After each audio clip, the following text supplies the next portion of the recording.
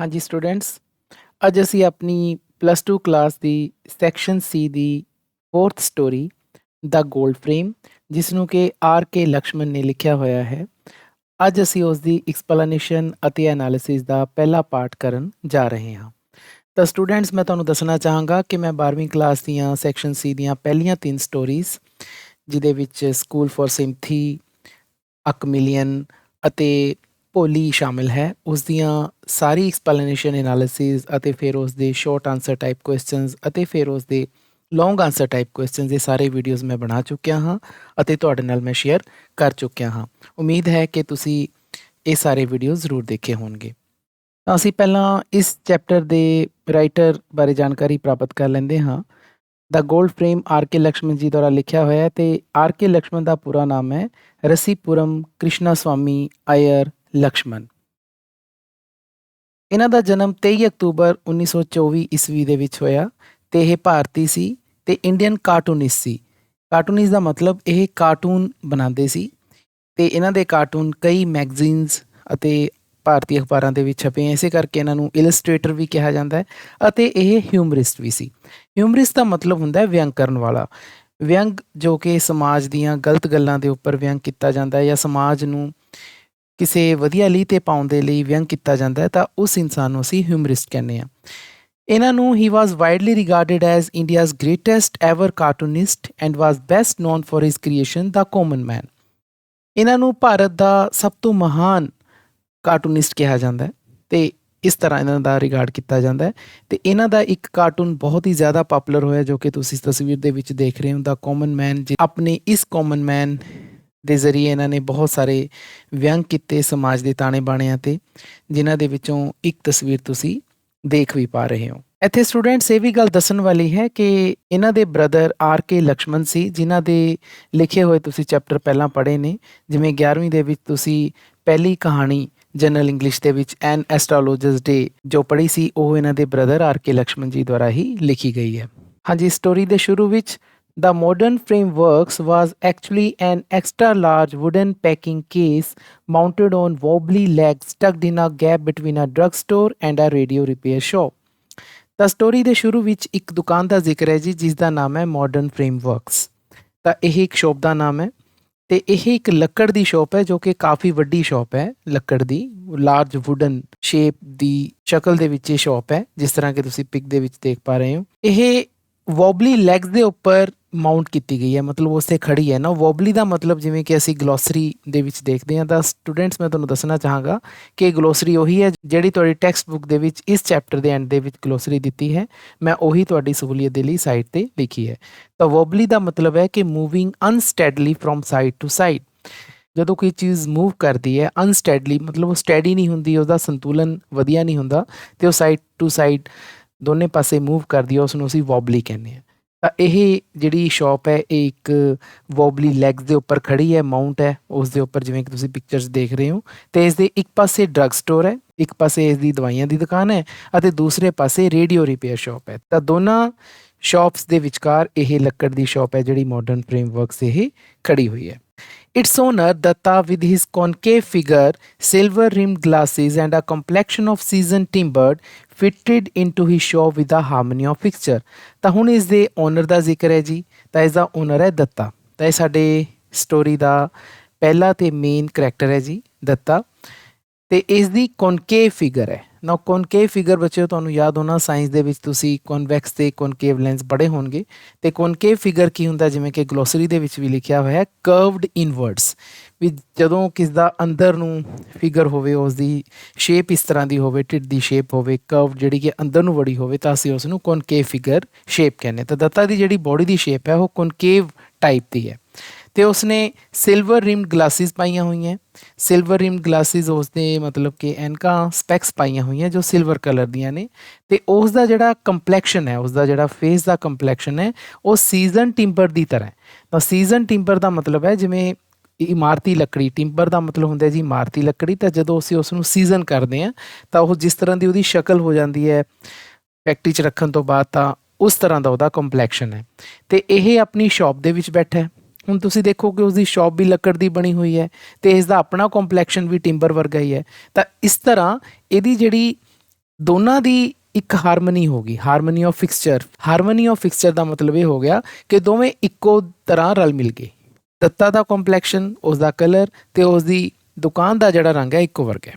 ਤਾਂ ਸਟੂਡੈਂਟਸ, ਪਹਿਲੇ ਪੈਰੇ ਦੇ ਵਿੱਚ ਅਸੀਂ ਦੇਖਿਆ ਕਿ ਮਾਡਰਨ ਫਰੇਮਵਰਕਸ ਦੱਤਾ ਦੀ ਸ਼ਾਪ ਹੈ, ਉਹ ਇੱਕ ਫੋਟੋ ਫਰੇਮ ਮੇਕਰ ਹੈ। ਅੱਗੇ ਦੇਖਦੇ ਹਾਂ ਜੀ ਕਿ ਹੀ ਵਾਜ਼ ਅ ਸਾਇਲੈਂਟ ਹਾਰਡ ਵਰਕਿੰਗ ਮੈਨ। ਹੁਣ ਹੀ ਦਾ ਮਤਲਬ ਇੱਥੇ ਦੱਤਾ ਤੋਂ ਹੈ ਕਿ ਦੱਤਾ ਇੱਕ ਚੁੱਪ ਰਹਿਣ ਵਾਲਾ ਤੇ ਮਿਹਨਤ ਕਰਨ ਵਾਲਾ ਇਨਸਾਨ ਹੈ। He gave only laconic answers to the questions his customers asked and strongly discouraged casual friends who tried to intrude on his zone of silence with their idle gossip। ਤਾਂ ਉਹ ਸਿਰਫ ਲੈਕੋਨਿਕ ਆਨਸਰਸ ਦਿੰਦਾ ਸੀ ਨਾ। ਉਹ ਲੈਕੋਨਿਕ ਦਾ ਮਤਲਬ ਅਸੀਂ ਗਲੋਸਰੀ 'ਚ ਜਦੋਂ ਦੇਖਦੇ ਹਾਂ ਤਾਂ ਉਸ ਦਾ ਮਤਲਬ ਹੈ ਕਿ ਯੂਜ਼ਿੰਗ ਵੈਰੀ ਫਿਊ ਵਰਡਸ। ਜਦੋਂ ਅਸੀਂ ਬਹੁਤ ਹੀ ਥੋੜ੍ਹੇ ਵਰਡ ਦੇ ਨਾਲ ਕਿਸੇ ਪ੍ਰਸ਼ਨ ਦਾ ਉੱਤਰ ਦਿੰਦੇ ਹਾਂ ਤਾਂ ਅਸੀਂ ਉਸ ਨੂੰ ਲੈਕੋਨਿਕ ਆਨਸਰਸ ਕਹਿੰਦੇ ਹਾਂ। ਤਾਂ ਜਦੋਂ ਵੀ ਕਸਟਮਰਸ ਉਸ ਨੂੰ ਕੋਈ ਕੁਐਸਚਨ ਕਰਦੇ ਸੀ ਤਾਂ ਬੜੇ ਥੋੜ੍ਹੇ ਜਿਹੇ ਵਰਡਸ ਦੇ ਵਿੱਚ ਉਹਦੇ ਆਨਸਰ ਦਿੰਦਾ ਸੀ, ਅਤੇ ਉਹ ਪਸੰਦ ਨਹੀਂ ਸੀ ਕਰਦਾ ਕਿ ਉਸਦੇ ਕੈਜੂਅਲ ਫਰੈਂਡਸ, ਜਿਹੜੇ ਫਰੈਂਡਸ ਉਹਦੇ ਮਿੱਤਰ ਆ ਜਾਂਦੇ ਸੀਗੇ ਅਤੇ ਉਹ ਉਸ ਨੂੰ ਇੰਟਰੂਡ ਔਨ ਕਰਦੇ ਸੀ ਨਾ। ਉਹ ਇੱਥੇ ਇੱਕ ਫਰੇਜ਼ਲ ਵਰਬ ਯੂਜ਼ ਕੀਤੀ ਗਈ ਹੈ ਬੱਚਿਓ, ਇੰਟਰੂਡ ਔਨ। ਨਾ ਇੰਟਰੂਡ ਔਨ ਦਾ ਮਤਲਬ ਹੁੰਦਾ ਹੈ ਜਦੋਂ ਅਸੀਂ ਕਿਸੇ ਦੀ ਜ਼ਿੰਦਗੀ ਦੇ ਵਿੱਚ ਦਖਲਅੰਦਾਜ਼ੀ ਕਰਦੇ ਹਾਂ। ਤਾਂ ਜਦੋਂ ਉਸਦੇ ਜਿਹੜੇ ਕੈਜੂਅਲ ਫਰੈਂਡ ਸੀਗੇ ਦੁਕਾਨ ਦੇ ਵਿੱਚ ਆਉਂਦੇ ਸੀ ਤੇ ਦਖਲਅੰਦਾਜ਼ੀ ਕਰਦੇ ਸੀ ਤਾਂ ਉਹ ਪਸੰਦ ਨਹੀਂ ਸੀ ਕਰਦਾ ਕਿ ਉਸਦੀ zone of silence, zone of silence ਦਾ ਮਤਲਬ ਕਿਉਂਕਿ ਉਹ ਚੁੱਪ ਰਹਿਣਾ ਪਸੰਦ ਕਰਦਾ ਸੀ, ਜ਼ਿਆਦਾ ਗੱਲਾਂ ਬਾਤਾਂ ਨਹੀਂ ਸੀ ਪਸੰਦ ਕਰਦਾ, ਤਾਂ ਉਹ ਉਹਨਾਂ ਦੀ ਜਿਹੜੀ ਗੌਸਿਪ ਸੀ, ਗੱਲਬਾਤ ਤੋਂ ਦੂਰ ਰਹਿੰਦਾ ਸੀ। He was always seen sitting hunched up, surrounded by a confusion of cardboard pieces, bits of wood, glass sheets, boxes of nails, glue bottles, paint tins, and other odds and ends that went into putting a picture in a frame। ਜਦੋਂ ਵੀ ਉਸ ਨੂੰ ਦੇਖਿਆ ਜਾਂਦਾ, he was always seen sitting hunched up। ਤਾਂ ਇੱਥੇ word ਆਇਆ ਬੱਚਿਓ hunched up। ਨਾਓ hunched up ਦਾ ਮਤਲਬ ਹੁੰਦਾ ਹੈ ਜਦੋਂ ਕੋਈ ਝੁੱਕ ਕੇ ਬਹੁਤ ਹੀ ਧਿਆਨ ਨਾਲ ਕੰਮ ਕਰ ਰਿਹਾ ਹੋਵੇ, ਜਿਵੇਂ ਕਿ ਤੁਸੀਂ ਪਿਕਚਰ ਦੇ ਵਿੱਚ ਦੇਖ ਰਹੇ ਹੋ, ਤਾਂ ਇਸ ਨੂੰ ਆਪਾਂ ਹੰਚ ਅਪ ਕਹਿੰਦੇ ਹਾਂ। ਤਾਂ ਉਹ ਹੰਚਡ ਅਪ ਹੋ ਕੇ ਕੰਮ ਕਰਦਾ ਸੀਗਾ ਅਤੇ ਉਸ ਦੇ ਆਲੇ ਦੁਆਲੇ ਬਹੁਤ ਚੀਜ਼ਾਂ ਦਾ ਖਲੇਰਾ ਪਿਆ ਰਹਿੰਦਾ ਸੀ। Surrounded by a confusion of cardboard pieces. ਤਾਂ ਉਸ ਦੇ ਆਲੇ ਦੁਆਲੇ ਸਰਾਊਂਡ ਦਾ ਮਤਲਬ ਕਿ ਘੇਰਾ ਪਾਉਣਾ, ਕਿ ਉਸ ਦੇ ਆਲੇ ਦੁਆਲੇ ਘੇਰਾ ਪਿਆ ਰਹਿੰਦਾ ਸੀ। ਕਿਹਦਾ? ਕਾਰਡਬੋਰਡ ਪੀਸਿਸ ਦਾ। ਹੁਣ ਤੁਹਾਨੂੰ ਪਤਾ ਬੱਚਿਓ, ਜਦੋਂ ਫੋਟੋ ਫਰੇਮ ਮੇਕਰ ਫੋਟੋ ਬਣਾਉਂਦਾ ਤਾਂ ਫੋਟੋ ਦੇ ਪਿੱਛੇ ਉਹ ਕਾਰਡਬੋਰਡ ਵਗੈਰਾ ਲਾਉਂਦਾ ਹੈ, ਤਾਂ ਉਸਦੇ ਪੀਸਿਸ, ਉਸਦੇ ਟੁਕੜੇ ਪਏ ਰਹਿੰਦੇ ਸੀ। ਬਿਟਸ ਆਫ ਵੁੱਡ, ਲੱਕੜ ਵੀ ਯੂਜ਼ ਹੁੰਦੀ ਹੈ ਫੋਟੋ ਫਰੇਮ ਦੇ ਵਿੱਚ, ਤਾਂ ਉਹ ਲੱਕੜ ਦੇ ਜਿਹੜੇ ਬਿਟਸ ਸੀਗੇ ਆ ਉਹਨਾਂ ਦੇ ਟੁਕੜੇ ਉਹ ਵੀ ਪਏ ਰਹਿੰਦੇ ਸੀ ਉਹਦੇ ਆਲੇ ਦੁਆਲੇ। ਗਲਾਸ ਸ਼ੀਟਸ, ਗਲਾਸ ਦੀਆਂ ਸ਼ੀਟਾਂ ਪਈਆਂ ਰਹਿੰਦੀਆਂ ਸੀ। ਬਾਕਸਿਸ ਆਫ ਨੇਲਸ, ਨੇਲਸ ਦਾ ਮਤਲਬ ਜਿਹੜੇ ਮੇਖਾਂ ਨੇ ਉਹਨਾਂ ਦਾ ਬਾਕਸ ਪਿਆ ਰਹਿੰਦਾ ਸੀ। ਗਲੂ ਬੋਟਲਸ ਜਿਹੜੀ ਗੂੰਦ ਹੈ ਉਹਦੀ ਬੋਟਲ ਪਈ ਰਹਿੰਦੀ ਸੀ। ਪੇਂਟ ਟਿਨਸ, ਤਾਂ ਪੇਂਟ ਦੀਆਂ ਟਿਨਸ ਪਈਆਂ ਰਹਿੰਦੀਆਂ ਸੀ ਕਿਉਂਕਿ ਪੇਂਟ ਵੀ ਕਈ ਵਾਰੀ ਕਰਨਾ ਪੈ ਜਾਂਦਾ ਸੀ। ਅਤੇ ਅਦਰ ਔਡਸ ਐਂਡ ਐਂਡਸ। ਨਾਓ ਇੱਥੇ ਇੱਕ ਵਰਡ ਆਇਆ ਔਡਸ ਐਂਡ ਐਂਡਸ। ਤਾਂ ਔਡਸ ਐਂਡ ਐਂਡਸ ਦਾ ਮਤਲਬ ਹੋਰ ਸਮਾਨ, ਜਿਹੜੀਆਂ ਚੀਜ਼ਾਂ ਬਾਕੀ ਰਹਿ ਗਈਆਂ ਉਹਨੂੰ ਅਸੀਂ ਔਡਸ ਐਂਡ ਐਂਡਸ ਕਹਿੰਦੇ ਹਾਂ। It's a phrase, odds and ends. ਤਾਂ ਇਹ ਤੁਸੀਂ ਯਾਦ ਰੱਖਣਾ। ਫਰੇਮ ਦੇ ਵਿੱਚ ਪਿਕਚਰ ਉਸਨੇ ਪਾਣੀ ਹੁੰਦੀ ਸੀ ਤਾਂ ਸਾਰੀਆਂ ਚੀਜ਼ਾਂ ਜਿਹੜੀਆਂ ਉਸ ਨੂੰ ਯੂਜ਼ ਕਰਨੀਆਂ ਪੈਂਦੀਆਂ ਸੀ, ਇਹਨਾਂ ਸਾਰੀਆਂ ਚੀਜ਼ਾਂ ਦਾ ਖਿਲਾਰਾ ਉਸਦੇ ਆਲੇ ਦੁਆਲੇ ਪਿਆ ਰਹਿੰਦਾ ਸੀ। In this medley, a glass cutter or a pencil stub was often lost, and that was when he would uncoil from his posture and grope impatiently for it। I think word ਹੈ ਬੱਚਿਓ medley। ਤਾਂ medley ਦਾ ਮਤਲਬ ਹੁੰਦਾ ਬੱਚਿਓ a mixture of different things। ਗਲੋਸਰੀ ਦੇ ਵਿੱਚ ਇਹਦਾ ਮਤਲਬ ਹੈ ਕਿ ਜਦੋਂ ਬਹੁਤ ਸਾਰੀਆਂ ਚੀਜ਼ਾਂ ਦਾ ਮਿਕਸਚਰ ਹੈ ਅਸੀਂ ਉਸ ਨੂੰ medley ਕਹਿੰਦੇ ਹਾਂ। ਯਾਦ ਕਰੋ, ਅੱਜ ਕੱਲ੍ਹ ਗਾਣੇ ਚੱਲਦੇ ਨੇ, ਮੈਡਲੇ ਆਫ ਸੌਂਗਸ ਚੱਲਦੇ ਨੇ, ਤਾਂ ਕਾਫੀ ਸਾਰੇ ਗਾਣਿਆਂ ਦੇ ਛੋਟੇ ਛੋਟੇ ਹਿੱਸੇ ਲੈ ਕੇ ਉਹਨਾਂ ਦੀ ਇੱਕ ਮੈਡਲੇ ਬਣਾ ਲਈ ਜਾਂਦੀ ਹੈ। ਤਾਂ ਇਹ ਯੂਟਿਊਬ 'ਤੇ ਆਮ ਤੁਹਾਨੂੰ ਦੇਖਣ ਨੂੰ ਮਿਲ ਜਾਂਦੀਆਂ। ਤਾਂ ਇੱਥੇ ਮੈਡਲੇ ਦਾ ਮਤਲਬ ਹੈ ਕਿ ਆਹ ਸਾਰੀਆਂ ਚੀਜ਼ਾਂ ਜਿਹੜੀਆਂ ਉੱਪਰ ਅਸੀਂ ਡਿਸਕਸ ਕੀਤੀਆਂ ਨੇ, cardboard pieces, glass sheets, boxes of Niels, ਇਹ ਸਾਰੀਆਂ ਚੀਜ਼ਾਂ ਦੇ ਵਿੱਚ ਕੀ ਹੁੰਦਾ ਸੀ? ਆ ਗਲਾਸ ਕਟਰ ਜਾਂ ਇੱਕ pencil Stubbs. Glass cutter glass ਦੀ ਕਟਿੰਗ ਕਰਨ ਵਾਲਾ ਯੰਤਰ ਹੁੰਦਾ ਹੈ ਜੀ, ਅਤੇ ਪੈਨਸਿਲ ਸਟੱਬ ਕਹਿੰਦੇ ਆ ਜੀ ਛੋਟੀ ਜਿਹੀ ਪੈਨਸਿਲ ਨੂੰ, ਜਿਹੜੀ ਕੱਟ ਕੇ ਥੋੜ੍ਹੀ ਰਹਿ ਜਾਂਦੀ ਹੈ, ਅਸੀਂ ਉਸ ਨੂੰ ਪੈਨਸਿਲ ਸਟੱਬ ਕਹਿੰਦੇ, ਜਿਵੇਂ ਤੁਸੀਂ ਪਿਕਚਰ ਦੇ ਵਿੱਚ ਦੇਖ ਪਾ ਰਹੇ ਹੋ। ਇਹ ਆਮ ਤੌਰ 'ਤੇ ਇਹ ਲੋਸਟ ਹੋ ਜਾਂਦੀ ਸੀ ਕਿਉਂਕਿ ਫਰੇਮ ਮੇਕਰ ਨੂੰ ਪੈਨਸਿਲ ਦੀ ਤਾਂ ਜ਼ਰੂਰਤ ਰਹਿੰਦੀ ਸੀ, ਗਲਾਸ ਕਟਰ ਦੀ ਵੀ ਜ਼ਰੂਰਤ ਹੁੰਦੀ ਹੈ। ਤਾਂ ਇਹ ਚੀਜ਼ ਕਈ ਵਾਰੀ ਉਹ ਰੱਖ ਕੇ ਭੁੱਲ ਜਾਂਦਾ ਸੀ ਇੱਧਰ ਉੱਧਰ, ਅਤੇ ਓਫਨ ਲੋਸਟ ਹੋ ਜਾਂਦੀ ਸੀ, ਗੁੰਮ ਜਾਂਦੀ ਸੀ। ਅਤੇ ਫਿਰ ਉਹ ਕੀ ਕਰਦਾ ਸੀ? ਫਿਰ ਉਹ ਆਪਣੇ ਪੋਸਚਰ ਨੂੰ ਚੇਂਜ ਕਰਦਾ। ਅਨਕੋਇਲ ਫਰੋਮ ਹਿਸ ਪੋਸਚਰ ਉਹੀ ਹੰਚ ਅਪ ਵਾਲਾ ਪੋਸਚਰ ਹੈ ਜਿਸ ਪੋਸਚਰ ਦੇ ਵਿੱਚ ਉਹ ਬੈਠਾ ਹੈ, ਤਾਂ ਉਸ ਤੋਂ ਉੱਠਦਾ ਅਤੇ ਫਿਰ ਇੰਪੇਸ਼ੈਂਟਲੀ ਗਰੋਪ, ਤਾਂ ਬਹੁਤ ਹੀ ਇੰਪੇਸ਼ੈਂਟਲੀ ਮਤਲਬ ਕਿ ਬੇਸਬਰਾ ਜਿਹਾ ਹੋ ਕੇ ਗਰੋਪ ਕਰਦਾ। ਤਾਂ ਗਰੋਪ ਦਾ ਮਤਲਬ ਹੁੰਦਾ ਜੀ ਸਰਚ, ਉਸ ਦੀ ਸਰਚ ਕਰਦਾ, ਦੇਖਦਾ ਕਿ ਮੇਰੀ ਪੈਨਸਿਲ ਕਿੱਥੇ ਗੁੰਮ ਗਈ ਜਾਂ ਮੇਰਾ ਗਲਾਸ ਕਟਰ ਕਿੱਥੇ ਗੁੰਮ ਗਿਆ। Many times he had to stand up and shake his dhoti vigorously to dislodge the lost object.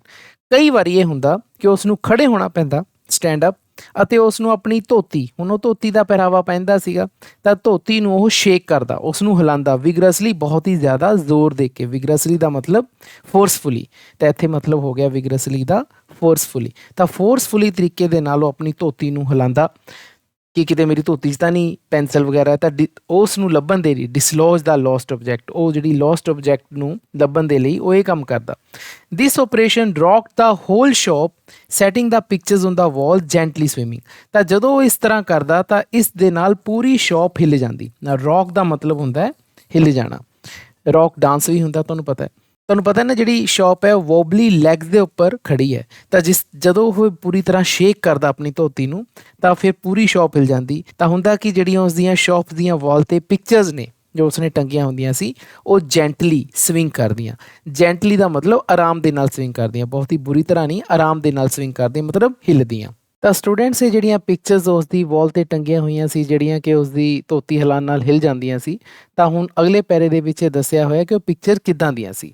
There was not an inch of space that was not covered by a picture। ਕਹਿੰਦੇ ਉਸ ਦੀਵਾਰ ਦੇ ਉੱਪਰ ਕੋਈ ਵੀ ਅਜਿਹੀ ਜਗ੍ਹਾ ਨਹੀਂ ਸੀ, 1 ਇੰਚ ਦੀ ਜਗ੍ਹਾ ਵੀ ਨਹੀਂ ਸੀ ਜਿਸ ਦੇ ਉੱਪਰ ਕੋਈ ਨਾ ਕੋਈ ਪਿਕਚਰ ਨਾ ਟੰਗੀ ਹੋਵੇ। ਹੁਣ ਇਹ ਪਿਕਚਰ ਕਿਹੜੀਆਂ ਸੀ? ਗੋਡਸ, ਦੇਵਤਿਆਂ ਦੀਆਂ ਸੀਗੀਆਂ, ਸੇਂਟ ਸੰਤਾਂ ਦੀਆਂ ਸੀ, ਹਾਕੀ ਪਲੇਅਰਸ ਦੀਆਂ ਸੀ, ਚਿਲਡਰਨ ਬੱਚਿਆਂ ਦੀਆਂ ਸੀ। Cheap prints of ਮੋਨਾਲੀਜ਼ਾ।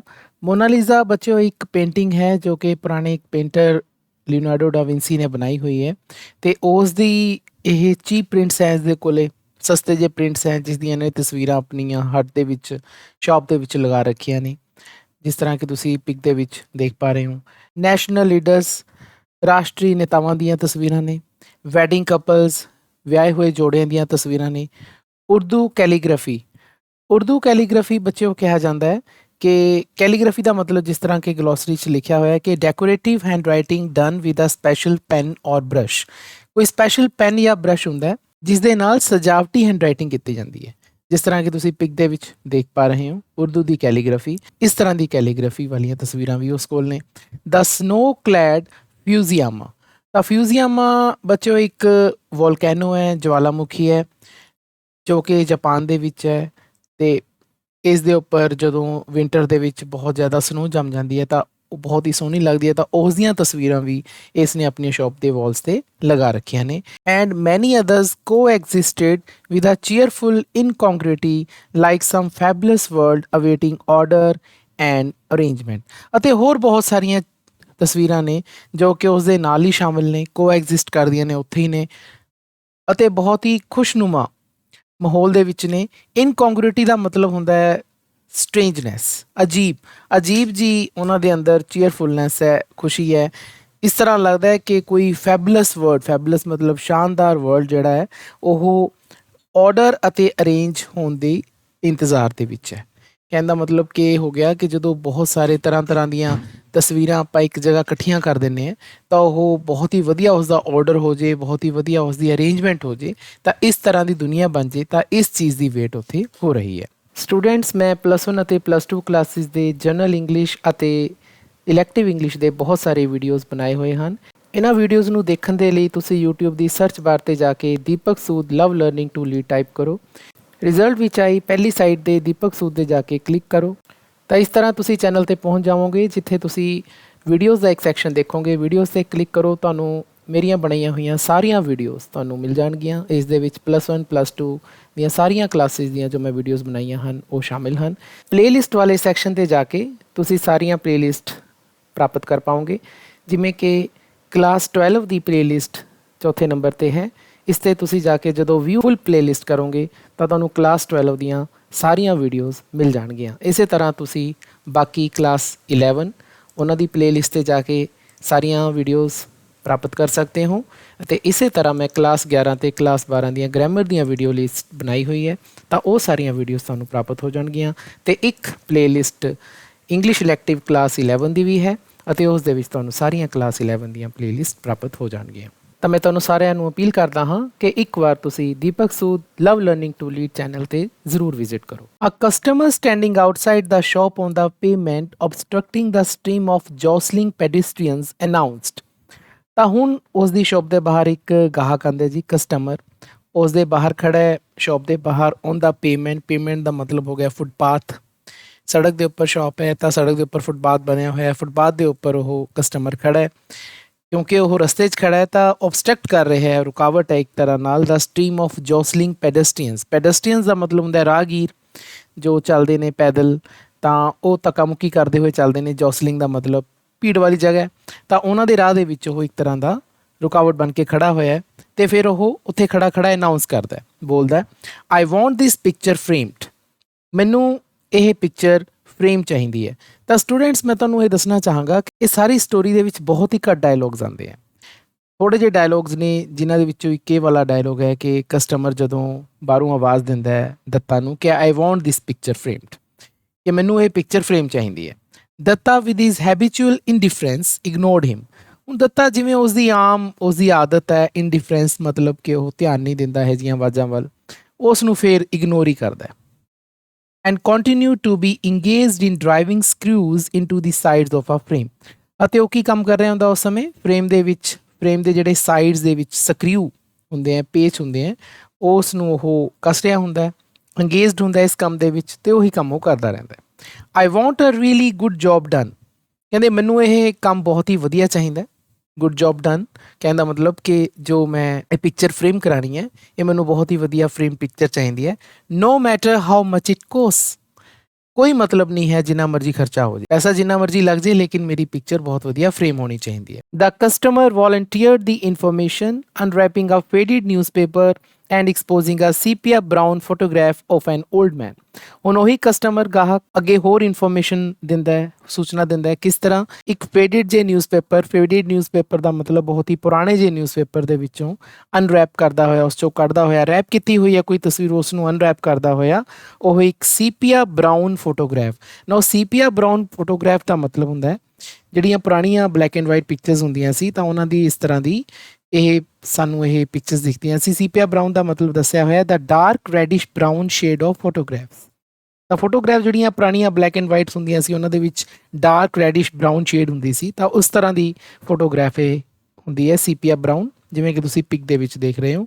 ਇਹ ਕਿਸ ਦੀ ਪਿਕ ਸੀ? ਇੱਕ ਓਲਡ ਮੈਨ ਦੀ ਸੀ, ਇੱਕ ਬਜ਼ੁਰਗ ਇਨਸਾਨ ਦੀ ਸੀ। ਤਾਂ ਉਹ ਇੱਕ ਬਜ਼ੁਰਗ ਇਨਸਾਨ ਦੀ ਜਿਹੜੀ ਇਹ ਫੋਟੋਗ੍ਰਾਫ ਹੈ ਉਸ ਨੂੰ ਨਿਊਜ਼ਪੇਪਰ 'ਚੋਂ, ਪੁਰਾਣੇ ਜਿਹੇ ਨਿਊਜ਼ਪੇਪਰ 'ਚੋਂ ਕੱਢਦਾ ਹੋਇਆ ਇਹ ਇਨਫੋਰਮੇਸ਼ਨ ਦਿੰਦਾ ਹੈ ਕਿ ਮੈਂ ਤਾਂ ਇਹ ਫੋਟੋ ਫਰੇਮ ਕਰਾਉਣੀ ਹੈ ਜਿੰਨਾ ਮਰਜ਼ੀ ਮੇਰਾ ਖਰਚਾ ਹੋ ਜਾਏ। It was sharp and highly glazed in spite of its ਐਂਟੀਕੁਇਟੀ।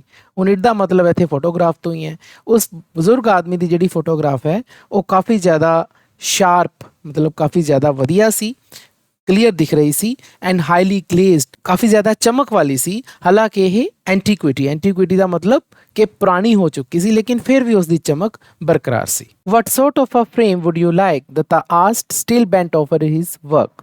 Dutta ਹਜੇ ਵੀ ਆਪਣੇ ਕੰਮ ਦੇ ਉੱਪਰ ਝੁਕਿਆ ਹੋਇਆ, ਬੈਂਟ ਓਵਰ, ਸਟਿਲ ਹਜੇ ਵੀ, ਤੇ ਉਹ ਕੁਐਸਚਨ ਉਸ ਨੂੰ ਪੁੱਛਦਾ ਹੈ ਕਿ ਕਿਸ ਤਰ੍ਹਾਂ ਦਾ ਫਰੇਮ ਤੁਹਾਨੂੰ ਚਾਹੀਦਾ ਹੈ, ਇਸ ਫੋਟੋ ਦੇ ਲਈ ਕਿਸ ਤਰ੍ਹਾਂ ਦਾ ਫਰੇਮ ਤੁਸੀਂ ਚਾਹੁੰਦੇ ਹੋ।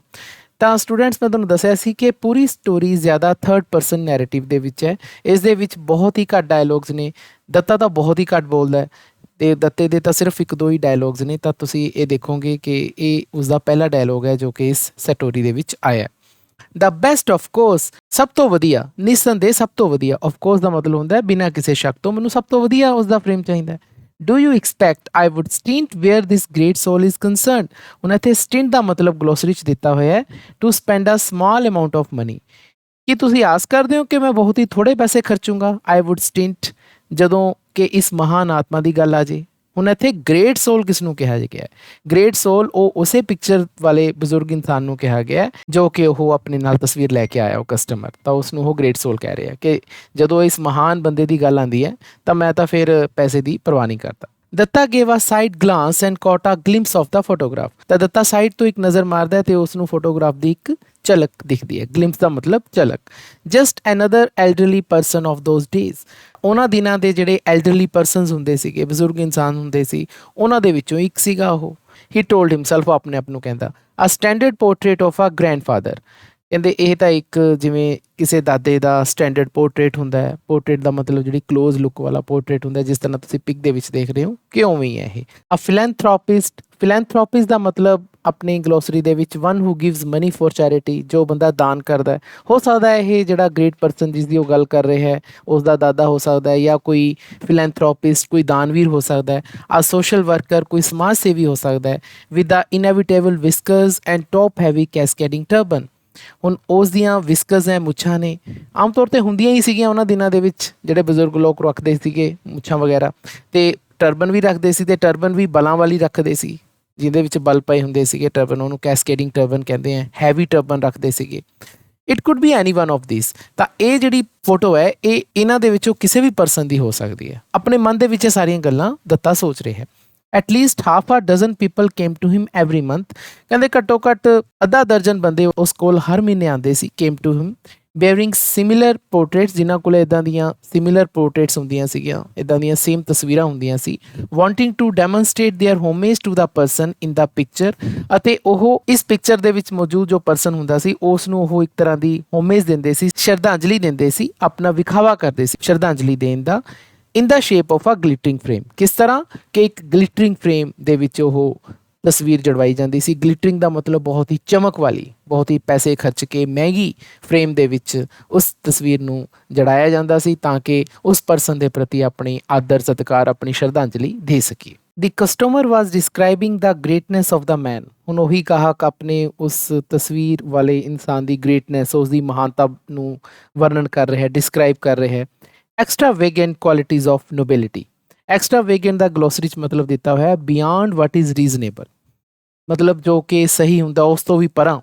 ਜਦ ਆਪਾਂ ਕੋਈ ਜ਼ਿਆਦਾ ਹੀ ਕਿਸੇ ਦੀ ਵਧਾ ਚੜਾ ਕੇ ਜਿਸ ਦੇ ਬਾਰੇ ਗੱਲ ਕਰਦੇ ਉਹਨੂੰ ਆਪਾਂ ਐਕਸਟਰਾ ਵੇਗੈਂਟ ਕਹਿੰਦੇ। ਬਹੁਤ ਹੀ ਜ਼ਿਆਦਾ ਉਹ ਨੇਕ ਇਨਸਾਨ ਸੀ।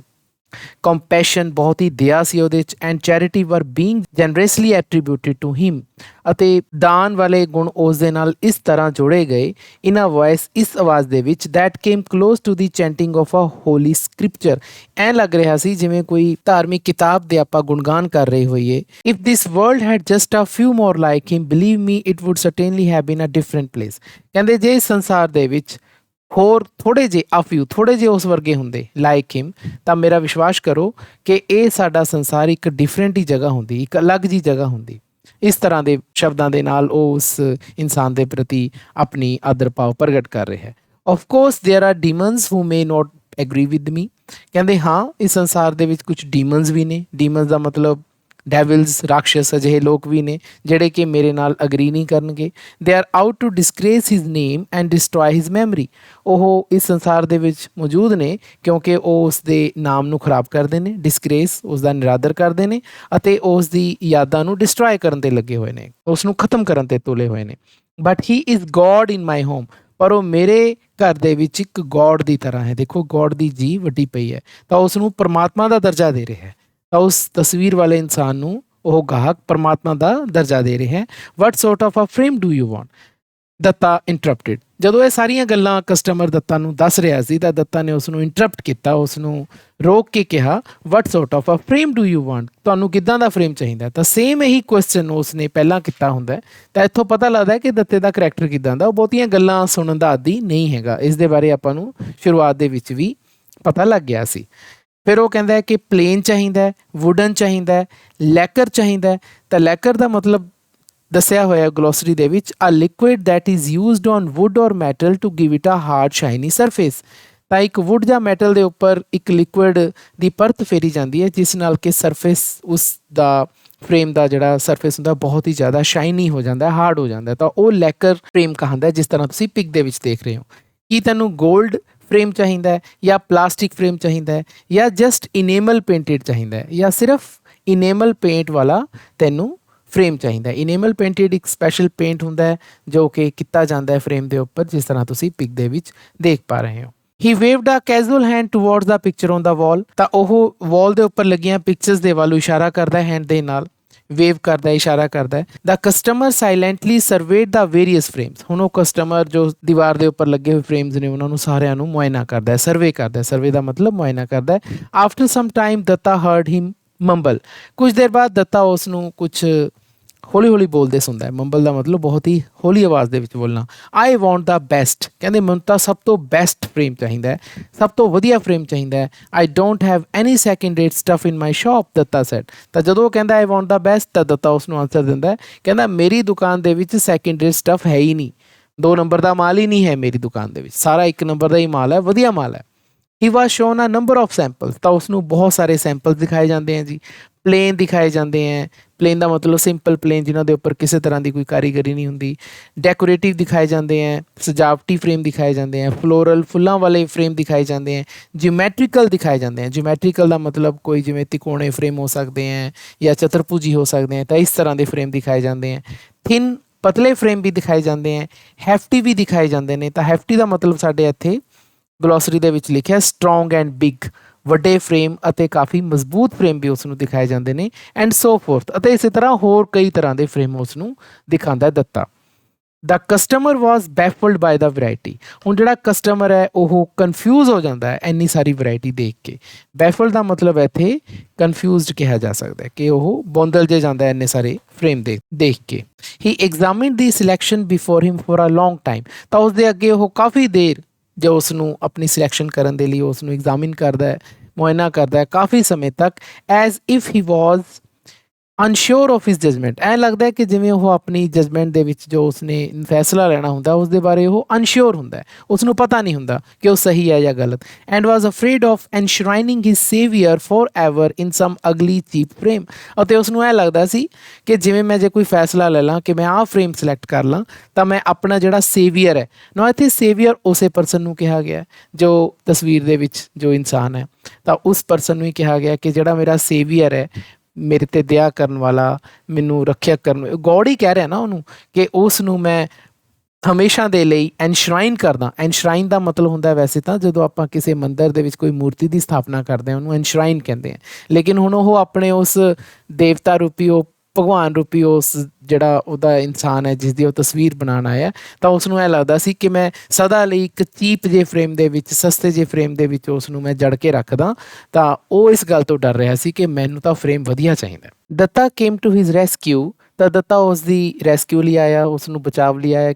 ਬਚਾਵ ਕਾਹਦਾ, ਕਿਉਂਕਿ ਉਹ ਕਨਫਿਊਜ਼ ਹੋ ਰਿਹਾ ਸੀ, ਉਸ ਨੂੰ ਪਤਾ ਹੀ ਨਹੀਂ ਲੱਗ ਰਿਹਾ ਸੀ ਕਿ ਮੈਂ ਫਰੇਮ ਕਿਹੜਾ ਲਵਾਂ।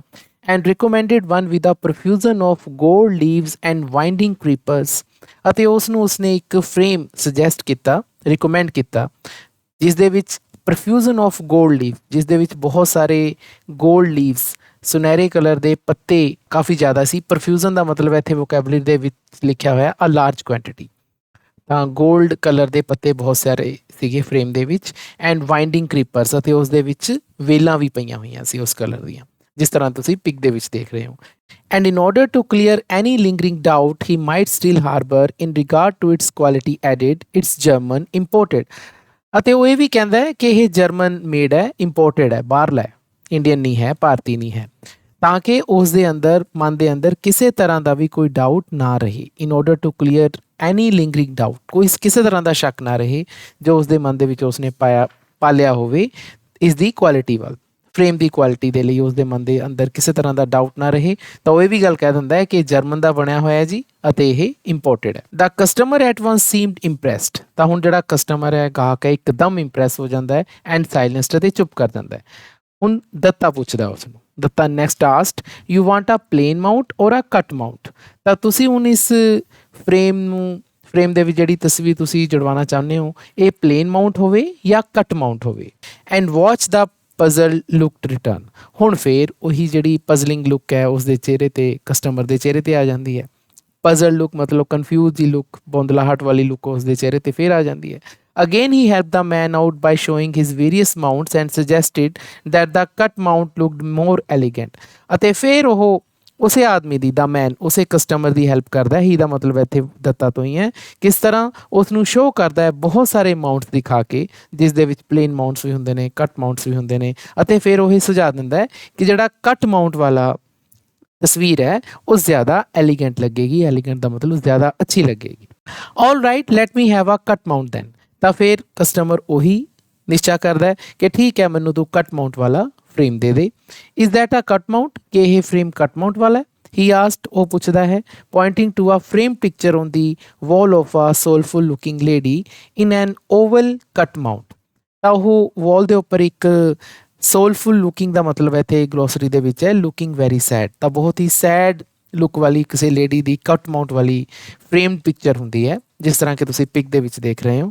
ਤਾਂ ਉਸ ਤਰ੍ਹਾਂ ਦੀ ਪਿਕਚਰ ਵੱਲ ਉਹ ਪੁਆਇੰਟ ਕਰਦਾ ਹੋਇਆ ਦੱਤਾ ਨੂੰ ਪੁੱਛਦਾ ਹੈ ਕਿ I like that shape, will it cost much, ਕਿ ਮੈਨੂੰ ਇਸ ਤਰ੍ਹਾਂ ਦੀ ਸ਼ੇਪ ਪਸੰਦ ਹੈ, ਕਿ ਇਹ ਜ਼ਿਆਦਾ ਮਹਿੰਗੀ ਹੋਏਗੀ।